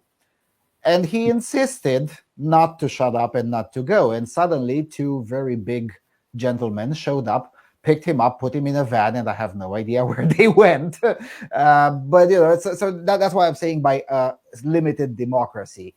Um, Yeah, 100 yeah, years ago, you would have been arrested on the spot. Now, at least they ask nicely. There are some more things that have changed, and it's not just Jordan. There are some other places yeah. But it that are. could. The sad thing is these places could revert, and I mean the Muslim Brotherhood isn't exactly asleep there. No, in the Muslim Brotherhood is a danger in Egypt, not in Jordan. No, no, Uh, they are in Jordan. When I was working there, it was a problem. Just a question: the Christian Maoist comes along. I'm a Christian and a Maoist communist. oh, come on, that's a troll. Shut it down. Yeah, obviously. I was just about to say because that's exactly what I was thinking. You may as well. Communism is just public ownership. That's all. Like this Mhm. fool really wants to tell us communism is Yeah, just. no, I mean, you spend too much. Um, I'm uh, gonna. So you're getting a 24-hour ban. F off. Go away. Stop wasting my time. Let's move on. So So now at least 12 countries of Africa, okay, according to what was known as the Argus African News Service back then, I used to read the paper they produced, were so dependent on South African grain that a total ban on imports and exports would have destroyed them economically. What did the racist white government do? Well, it made sure that these people had food. Half of Lesotho's male population worked in South Africa, right? And they that's earned that's probably still true today because very geography. possibly, and they brought home half of Lesotho's treasury in the night. And of course, Lesotho is the rape capital of the world. That's it, hands down. They win the rape cap. It's the rape cap. And it's, let's see, is it black people? Oh my, we can't say that anymore. Sorry, it's black people. So we've got to change the topic now. right? Let's not mention the HIV incidents because then we get banned off of YouTube. Yeah, and the guy's got like 39 wives or whatever. I mean, I'm exaggerating, but the guy's got like 1 billion wives. So in the 1982-83 financial year, South African government budgeted 434 million rand. Now, there was a time when the rand, I remember when I was a kid, the rand was as strong as the dollar. In fact, the rand was slightly stronger at one point. Now it's roughly 18 rand to the dollar because they crashed the economy. So we went from having an economy where the dollar was 1-to-1 with the rand, where we now have got to pay nearly 20-to-1. It's insanity. Yeah, And to give you a funny anecdote, when I went to Namibia last time, I believe it was like 6 years ago, I knew that the easiest way was because unlike Zimbabwe, Namibia is not disconnected from the global economy system. So I'm like, okay, fine, then I'll just go to an ATM machine and pull out some currency. So I did just that, but I was unlucky and then stumbled upon an ATM machine that was dispensing only rands. And I'm like, okay, it's not really that bad. It's mostly considered 1-to-1 in Namibia with the Namibian dollar. So, okay, maybe it's not that bad. But then it was like, well, actually, it is that bad because since 2017, now the rand is actually less than 1-to-1 to the Namibian dollar. so Namibia is like Australia with like 5 guys and a sheep, or like 1 million sheep and 3 people. yeah, that's pretty much it. I mean, it's like 2 million people in total, and that includes the illegal immigrants. So it's not that many people. It's an amazing country. I loved it there. I spent a month there. I mean, it's beautiful. Yeah, no, I liked it too. And but with the exception of the Herero tribe, the people there are actually pretty much amazing. But the thing that the Namibian dollar is now stronger than the rand was just like honk honk. Yeah, South Africa. Stunning performance by the modern South African government for sure. So we're nearly done with this list. So nearly done. So South Africa produced more electrical energy than Italy, as much crude steel as France, more wheat than Canada, and more wool than the US, more wine than Greece, and more fish than Great Britain. Now the country. To be fair, more wine than Greece is easy because most of Greece is mountains. So true, but South Africa no longer produces enough electricity for itself. Yes. In many places, you only go with electricity for 12 hours a day, and for up to 12 hours a day, you have no electricity. The government switches off the electricity, and then they move the power somewhere else, and you wait, maybe if you're lucky, 2 hours, 4 hours, 8 hours, 12 hours. Maybe not in the morning. You have to wash in cold water, you boil in the kettle if you're lucky, and then you go to work. This is modern South Africa. We don't have enough power for ourselves. South African trains ran on more rail lines than West Germany, carried more passengers than Switzerland, and had better punctuality than Austria, and exported car parts to 100 countries. Now, oh my God, I was on the trains. You do not want to go. The trains are horrific. South African if they run, if they aren't being burned, and if you aren't killed on them by gangsters, or they aren't burned at the station, or if the scheduling doesn't happen to overlap with the government scheduling of power outages, in which case, with the few electrical lines that are still in operation, the train just stops randomly somewhere. Yes. Yeah. So South Africa at one point had the deepest vertical shafts in the world. Okay, for an operational shaft, not an experimental shaft. Right now, South Africa was accused of being a police state. These are the last few. It's like the last half dozen or so. So South Africa was supposed to be a police state. That is not true. There was a state of emergency, and I was heavily involved because I was a kid growing up there. This stuff was happening around me. You got caught up in it sometimes without even intending to. Right? You're just walking home from school, and bang, you're in the middle of a riot. Right? So in South Africa, there was 1.4 officers for every 1,000 people, right? At that time in the UK, it was 2.2.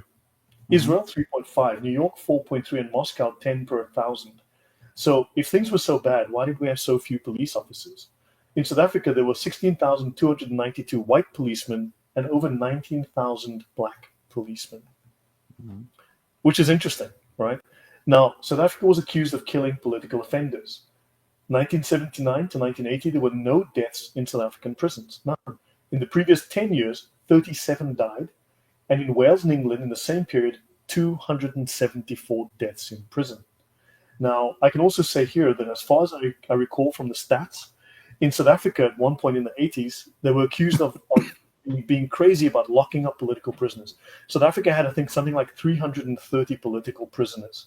The UK had 3,000, 10 times more. But the whiteys in South Africa were the problem. Now, to be fair, the United Kingdom has always had political prisoners. It still has today. And I honestly don't agree with comparing to the United Kingdom. Let's compare it with more democratic countries. I mean, how many? At one point, Cuba, right? Cuba, that everyone loves because they were communist, had 600,000 people. 1/5 of their population was in prison. But the whiteys in South Africa were bad for having 300. Well, of course, because they weren't communistic enough. Then ANC came along and fixed the problem, obviously. Now it's okay. Yeah, I forget. You're right. Go on. No, that's the thing. That's the argument. No, they weren't communistic enough, and then the ANC showed up and fixed the problem. It's okay when you're communist. You can arrest 20% of your population and disappear.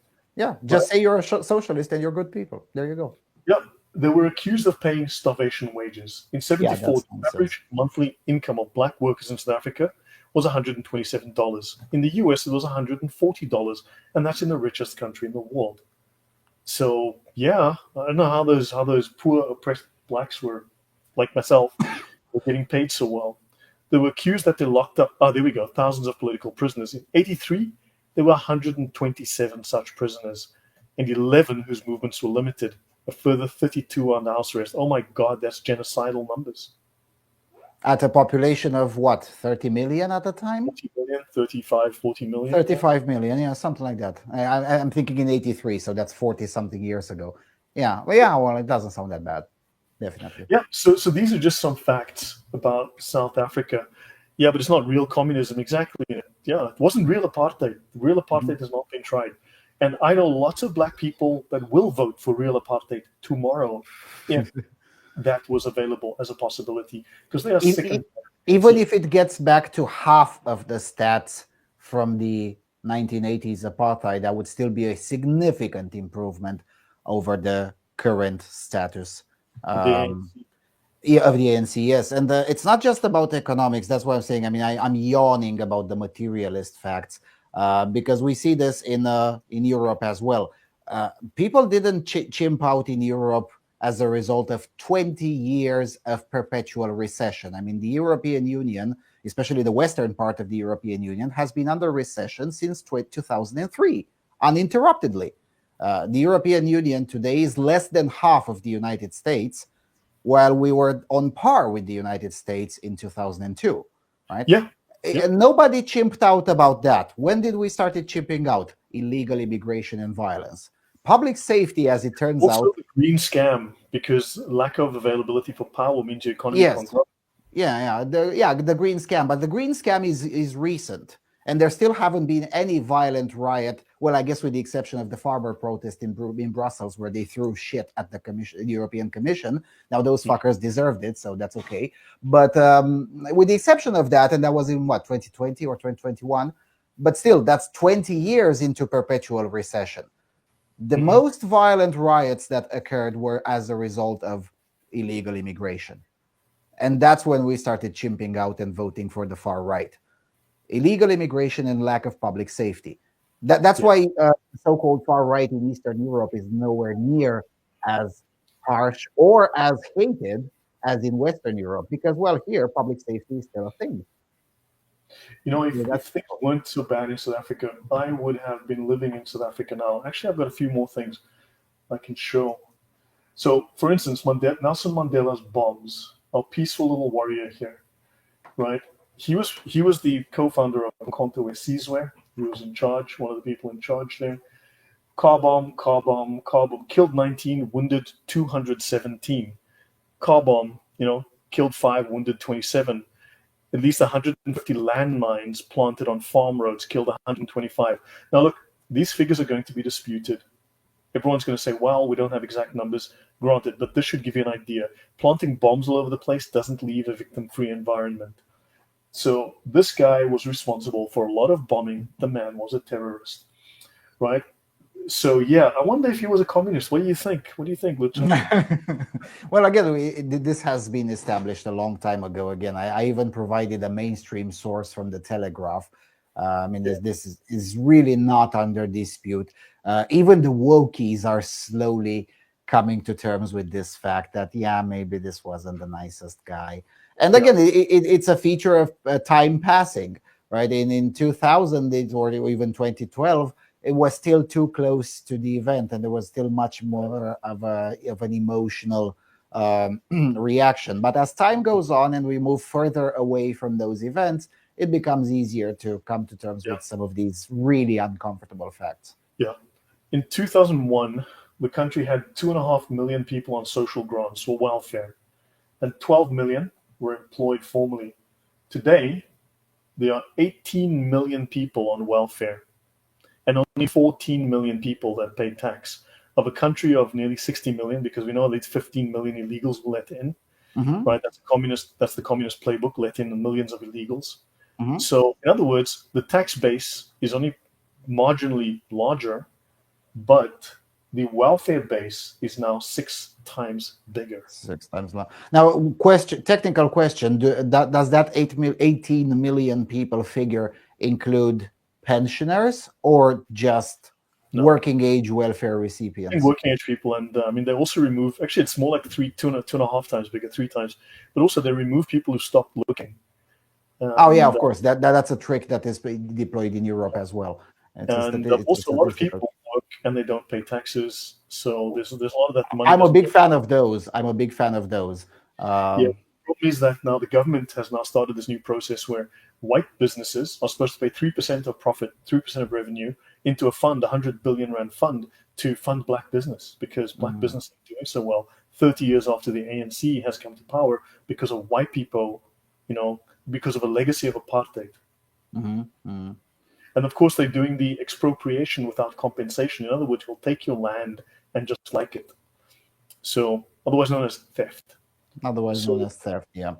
I mean, again, when you said that there are people who don't pay work and don't pay taxes there, well, I'm a big fan of those. I mean, in addition to me believing in an absolute sense that taxation is theft, it's also the fact that in South Africa, the government is quite literally the enemy. So why the hell would you pay taxes to the enemy? That's also true. Yeah. So these are news headlines taken from South Africa. Poverty in South Africa soared in 2015, right? So South Africa is becoming poor by every metric, right? So levels of poverty have increased. South Africa has the most inequality out of 149 countries. Inequality has increased since apartheid. Actually, you mean since apartheid ended? Oh my God! Under the ANC, communism, the legacy of theft, corruption has the lowest life expectancy in the world. It's not. I don't think that's true. With the lowest life expectancy in the world, that doesn't sound true. I'm sorry. Well, because I mean, okay. Well, let's look at this one: rats feeding on blood and waste inside South Africa's hospitals of horror. Here's a photograph taken. So, South Africa's decline is the worst among nations not at war, right? And now notice 14. So during the worst of the political violence, there's a maximum figure of something like 14,000 dead blacks that got killed. I think 600 with political killings, whatever. Then with the ANC, these numbers are very low. We can go so 30,000 dead white farmers in 21 years of democracy. We've gone from nuclear power to coal power. The rand was 2 rand to $1. Here it's 17 to 1. It's probably 18 to 1 today. Rapes per annum, 372. Rapes per annum, about 54,000. 90% blacks employed, 52%. In fact, it's lower now, right? You look at the unemployment amongst the youth, it's over 60%. So these figures, things are just worse under apartheid. There's no metric you can point to where things are better. Everyone go, but black people can now apartheid's bad, and that's the argument. So Orange man bad. So I was looking for the life expectancy part, and I'm right. It's not the lowest in the world. It is in the very much in the bottom quintile, but not the lowest in the world. There are worse places. And the thing is that the worst places are also somewhere around. So, for instance, closest to the worst in the world is Lesotho. But yeah, it's pretty bad. I want to mention one thing, if I may, because I see someone. Hold on. This guy. So now, Nuam. your statement here is called bullshit because that the Nelson Mandela Foundation themselves, the Nelson Mandela Foundation themselves deny that claim. They squashed reports that the former president received training from Israeli agents in 1962. The media have picked up on a story alleging that in 62 Mandela interacted with an Israeli operative in Ethiopia. The foundation can confirm, the Nelson Mandela Foundation can confirm it has no evidence found in Nelson Mandela's private archive that he interacted with an Israeli operative during his tour of African countries. Okay. Well, that one is easy to refute because there was the first evidence of any Israeli operative in that region is about 10 years later than that interaction allegedly take place. So it could not have happened. To make things worse, the Mandela-influenced ANC government preferred to starve its own people in late 2010s when I believe it was Johannesburg that ran out of drinkable water. And Israel, and then later on the whole country, yes.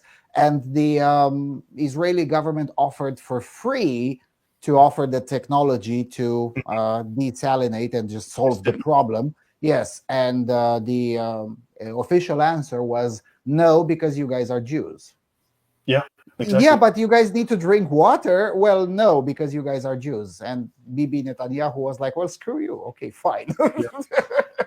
Yeah. So but we do know that they were very close to Yasser Arafat and the PLO and the oh yeah, of course. So that is absolutely true. I mean, I know quite a bit about that because Yasser Arafat used to receive training. Well, actually, not far away from where I'm videotaping this. So yeah, most of the communist movements around the world were sympathetic, at the very least, to the PLO. Right. Yeah. I mean, same source. I mean, the charter was written in Moscow, so another communist creation. So yeah, that's my story on apartheid, and it's just that the whole claim about Israel has voting for Arab Muslims, and we know what will happen to Jews in Gaza; they'll get murdered. So this is not the same. I mean, there's definitely the whole. It's a false equivalence. If we're going to claim that Israel is running an apartheid regime, then I would suppose the first people to complain about it should be the Jews who got forcibly removed from Gaza when Israel withdrew from Gaza in 2005. I know this is in prehistory, 20 years ago, but the Israeli government quite literally uprooted all of the Jewish people in Gaza when they withdrew from Gaza. They were like, no, we're going to give the Arabs the land entirely for themselves, right? And that means everyone not from there or not ethnically Arab will have to fuck off. And if they don't, we will forcibly remove them, which they did, right? So those Jewish people can complain about apartheid. No, granted. And then, of course, the Israelis rescued hundreds of thousands of black Jews from Africa. Oh, yeah, of course. They have their own neighborhood. I stayed in that neighborhood in my last visit to Israel in Tel Aviv. It's technically called the Ethiopian neighborhood, but in reality, there's multiple other black ethnicities as well who live in Israel.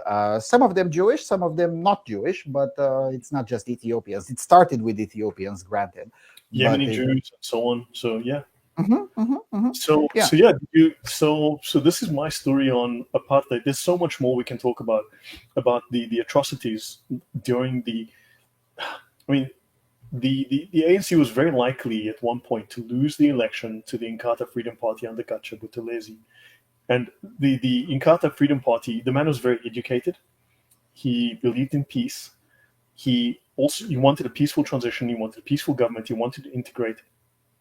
And he had an organization that was 3 times larger than the ANC. So what did the ANC have to do? Well, they decided, you know what we're going to have to do? We're going to have to kill all of these his leaders, his managers, his supporters. So they said, okay, what we're going to do today? We're going to go out and murder the people in charge of the IFP. And that's what they did. They murdered them. They killed, eventually something like 50,000 people died in the whole process. And they managed to destroy his whole management, his whole leadership structure. And Yeah, and they won the election because you just kill your enemies. That's the whole Genghis Khan approach, and that's what the Hmm. ANC did and does. And Nelson Mandela was not innocent of that. The Of course.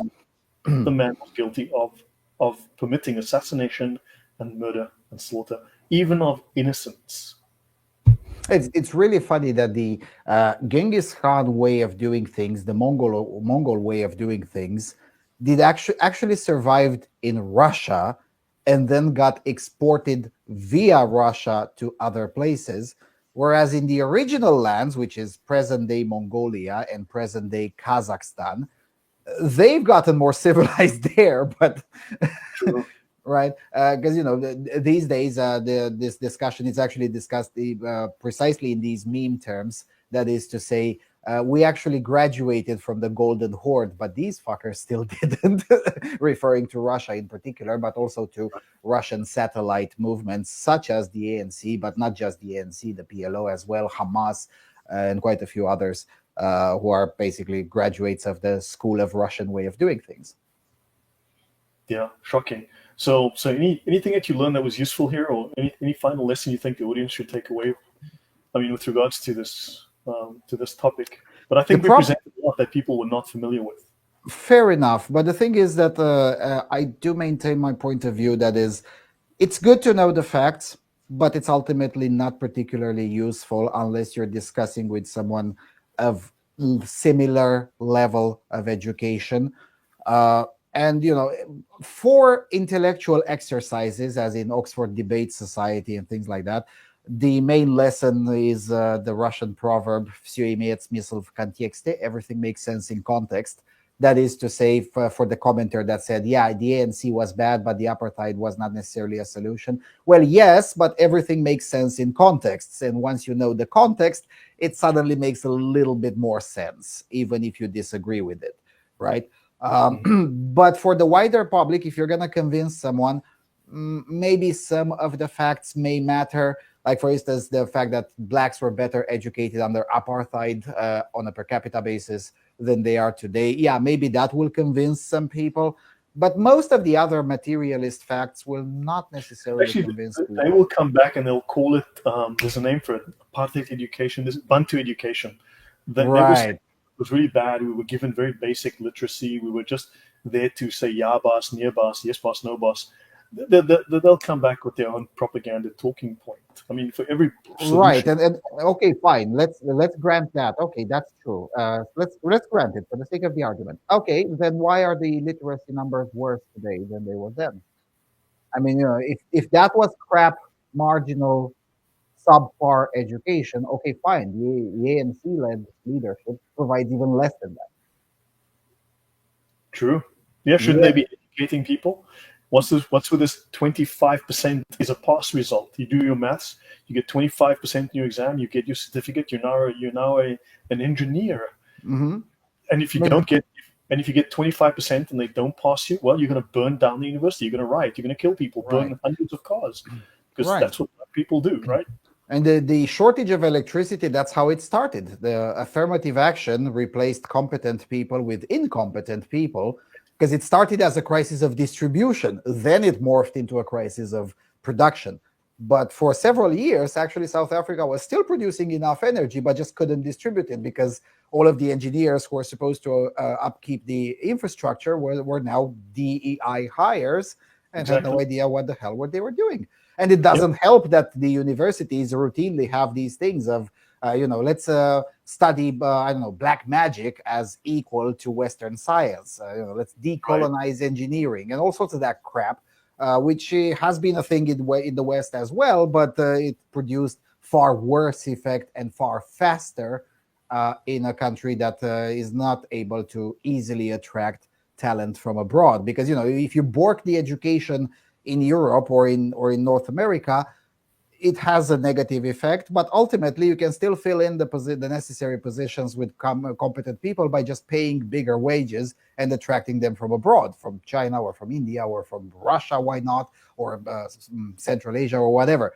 But South Africa, going fastly down economically, cannot afford to do that. And if it doesn't raise its own talent and it cannot import talent from abroad, then the result is decay. Yeah. obviously. You know what's interesting? The whole argument about America needs Indians with an 85 IQ to come in and do all the technical labor and all the Now, intelligent to be jobs. fair, they only need the Brahmis, which are higher IQ than that. But Yeah, but understand the whole. I've worked with just so everyone knows, just because I'm here to pour gasoline on the fire. I worked with a lot of Indians, a lot of lovely Indians. Granted, I had some great friends, but there's a lot of Indians that come in from, I don't know, Bumfluff University, which when you look for it on the internet doesn't exist because Mhm. it's a fake certificate they printed at the airport for $5. Yes. And and these people are not competent. These people are not skilled. Many of them, and besides, okay, maybe they can code in C or Pascal or COBOL or BASIC, whatever the heck you need for the day. But other than that, they add roughly zero to the country's culture. Yes, So but by the same token, I'm actually very glad that this is happening because the class of people harmed by this are the class of people that deserve to be harmed by this. probably, We have to understand that yeah, but IT you know what workers else? For in every No. The IT workers in Silicon point, Valley in particular have been the biggest perpetrators of progressivism and the biggest amplifiers of the most dangerous and harmful ideologies that have been permeating both Europe and North America for the last 20 years. And them being harmed by this policy is a very good thing for the moral progress yeah, of agreed. society. There's a, but also it harms everyone else, which is sad. I don't think so. No, I don't think so. I think we will be better off if the Good IT people, sector has a talented young minus people don't get jobs. 20%. Talented Asian people, genuine Asians like Japanese Mm, or Koreans in America that deserve it don't get those jobs because it goes to some guy because his skin is brown. Now I yes. say this is a brown skinned guy, and then also for every one of these people you bring from Bum Fluffistan, he brings six of his family members who go Yeah. on. No, I'm completely aware of that, but I also don't particularly care because the primary victims of this are exactly people who deserve it. That's one aspect. And second aspect, I'm hoping that this scandal will eventually convince more Westoids.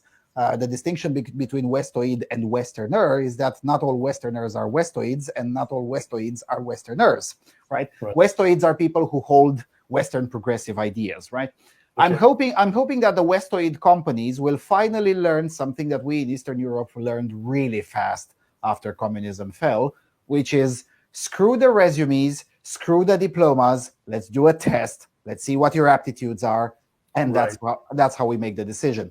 The western part of of our continent, Europe and North America, have been stuck into this credentialist loop Yeah. where everything matters depending on what school you went and when, and all sorts of these superficial nonsense that say nothing about the If capacities of someone the told me today individual. they came from Harvard, I'd look at them skew. I'd go like, "Yeah, I don't think we got a place for you on this team." Right. So, the Indians, good for them for exploiting this already flawed system to their benefit, because maybe that would convince the Westoids to simply abandon this way of doing things Yeah. and get back to how they used to do things as well back in the 50s. In the 50s, you had something called tests. Let's test. Let's see what exactly you can do and let's see if you can fit. 100%. I'd agree. We need to No. go back to we need. That's why we formed tradition. These were ideas that worked, and when you abandon tradition, the problems come back. Yeah, And the people are problems that the tradition was solving are now suddenly coming back. And if you know that's the problem with tradition, because it's oftentimes the enemy of its own success, right? Because or victim of its own success. Because if enough time goes on with a certain tradition, people effectively forget what the problem was that led to that tradition being formed in the right. first place, right? Yeah, So we there's that. forget that we forgot, and then we mess up. No, yeah, Yeah, and then we need a generation or two to remind ourselves of what exactly was the problem and why that tradition was formed, and then eventually a new version of the same tradition gets re-implemented, uh, and then we'll say lesson learned, and then 60 or 70 years later we'll make the same mistake, and on like that till the end of time. yeah, yeah. Villainous. If South Africa was the country it should have been, the country that I remember, the country that I left, I would be living there now. We would be living there, and it would be great. I lived in a great place, Uh, lovely environment.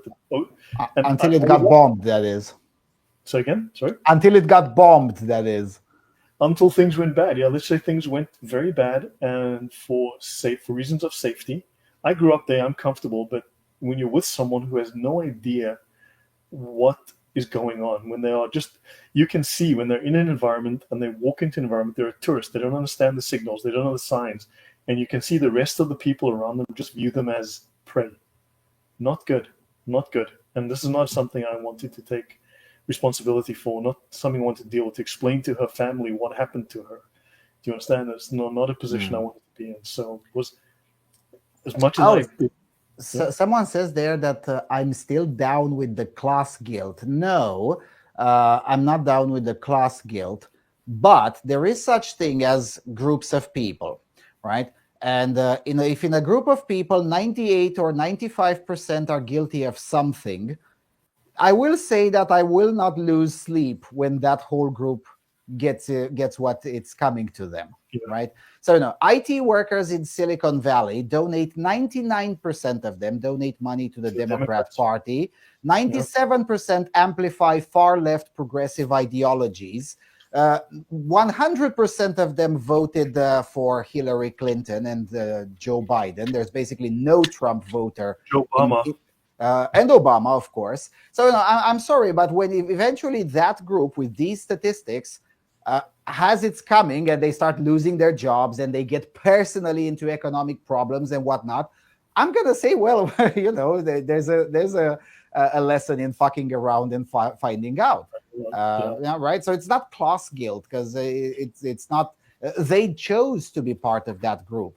Right? Yeah. It's not something that happened to them. They were sitting there innocently, and then something suddenly happened to them, like it happened with the manufacturing workers who had no say in them being economically displaced. Right? In the case of IT workers, I'm sorry, they did have a say, a long say for decades, and well, sometimes there's big consequences. Ideas have consequences. It's just is what it is. True. That is a fact. So look, I'm not sure exactly. I mean, I wanted to talk about apartheid, and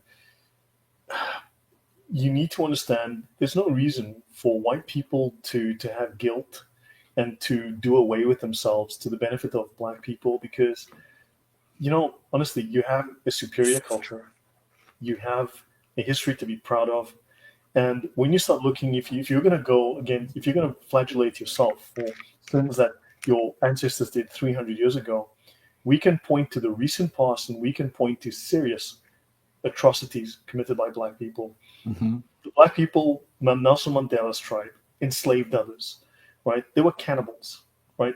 These people were genocidal maniacs, and they had no idea what toilet paper was as last century, okay? These were primitive people. We're not talking sophisticated savages. No, primitive, utterly primitive, pooping in a hole in the ground in the 1900s. I don't consider that to be some kind of an achievement. Now, right. Question. Tell me about the Indian families in South Africa, since you brought Indians, like the Gupta family and all the basis for the cult. I mean, they bought out the government, and they're corrupt as hell. Oh, of course, yeah, but how? I mean, because they were a force during apartheid as well. I mean, they are the basis for which the colored category was created. I mean, these people, if they think about it, how did Mahmoud Abbas become a billionaire? How did so many of the ANC become billionaires and multimillionaires, become wealthy? I mean, that's how it works. I mean, how did the Palestinians not have basic public facilities, but their leaders, you developed 7 or 8 billionaires all of a sudden, but they don't have proper hospitals? I wonder what happened.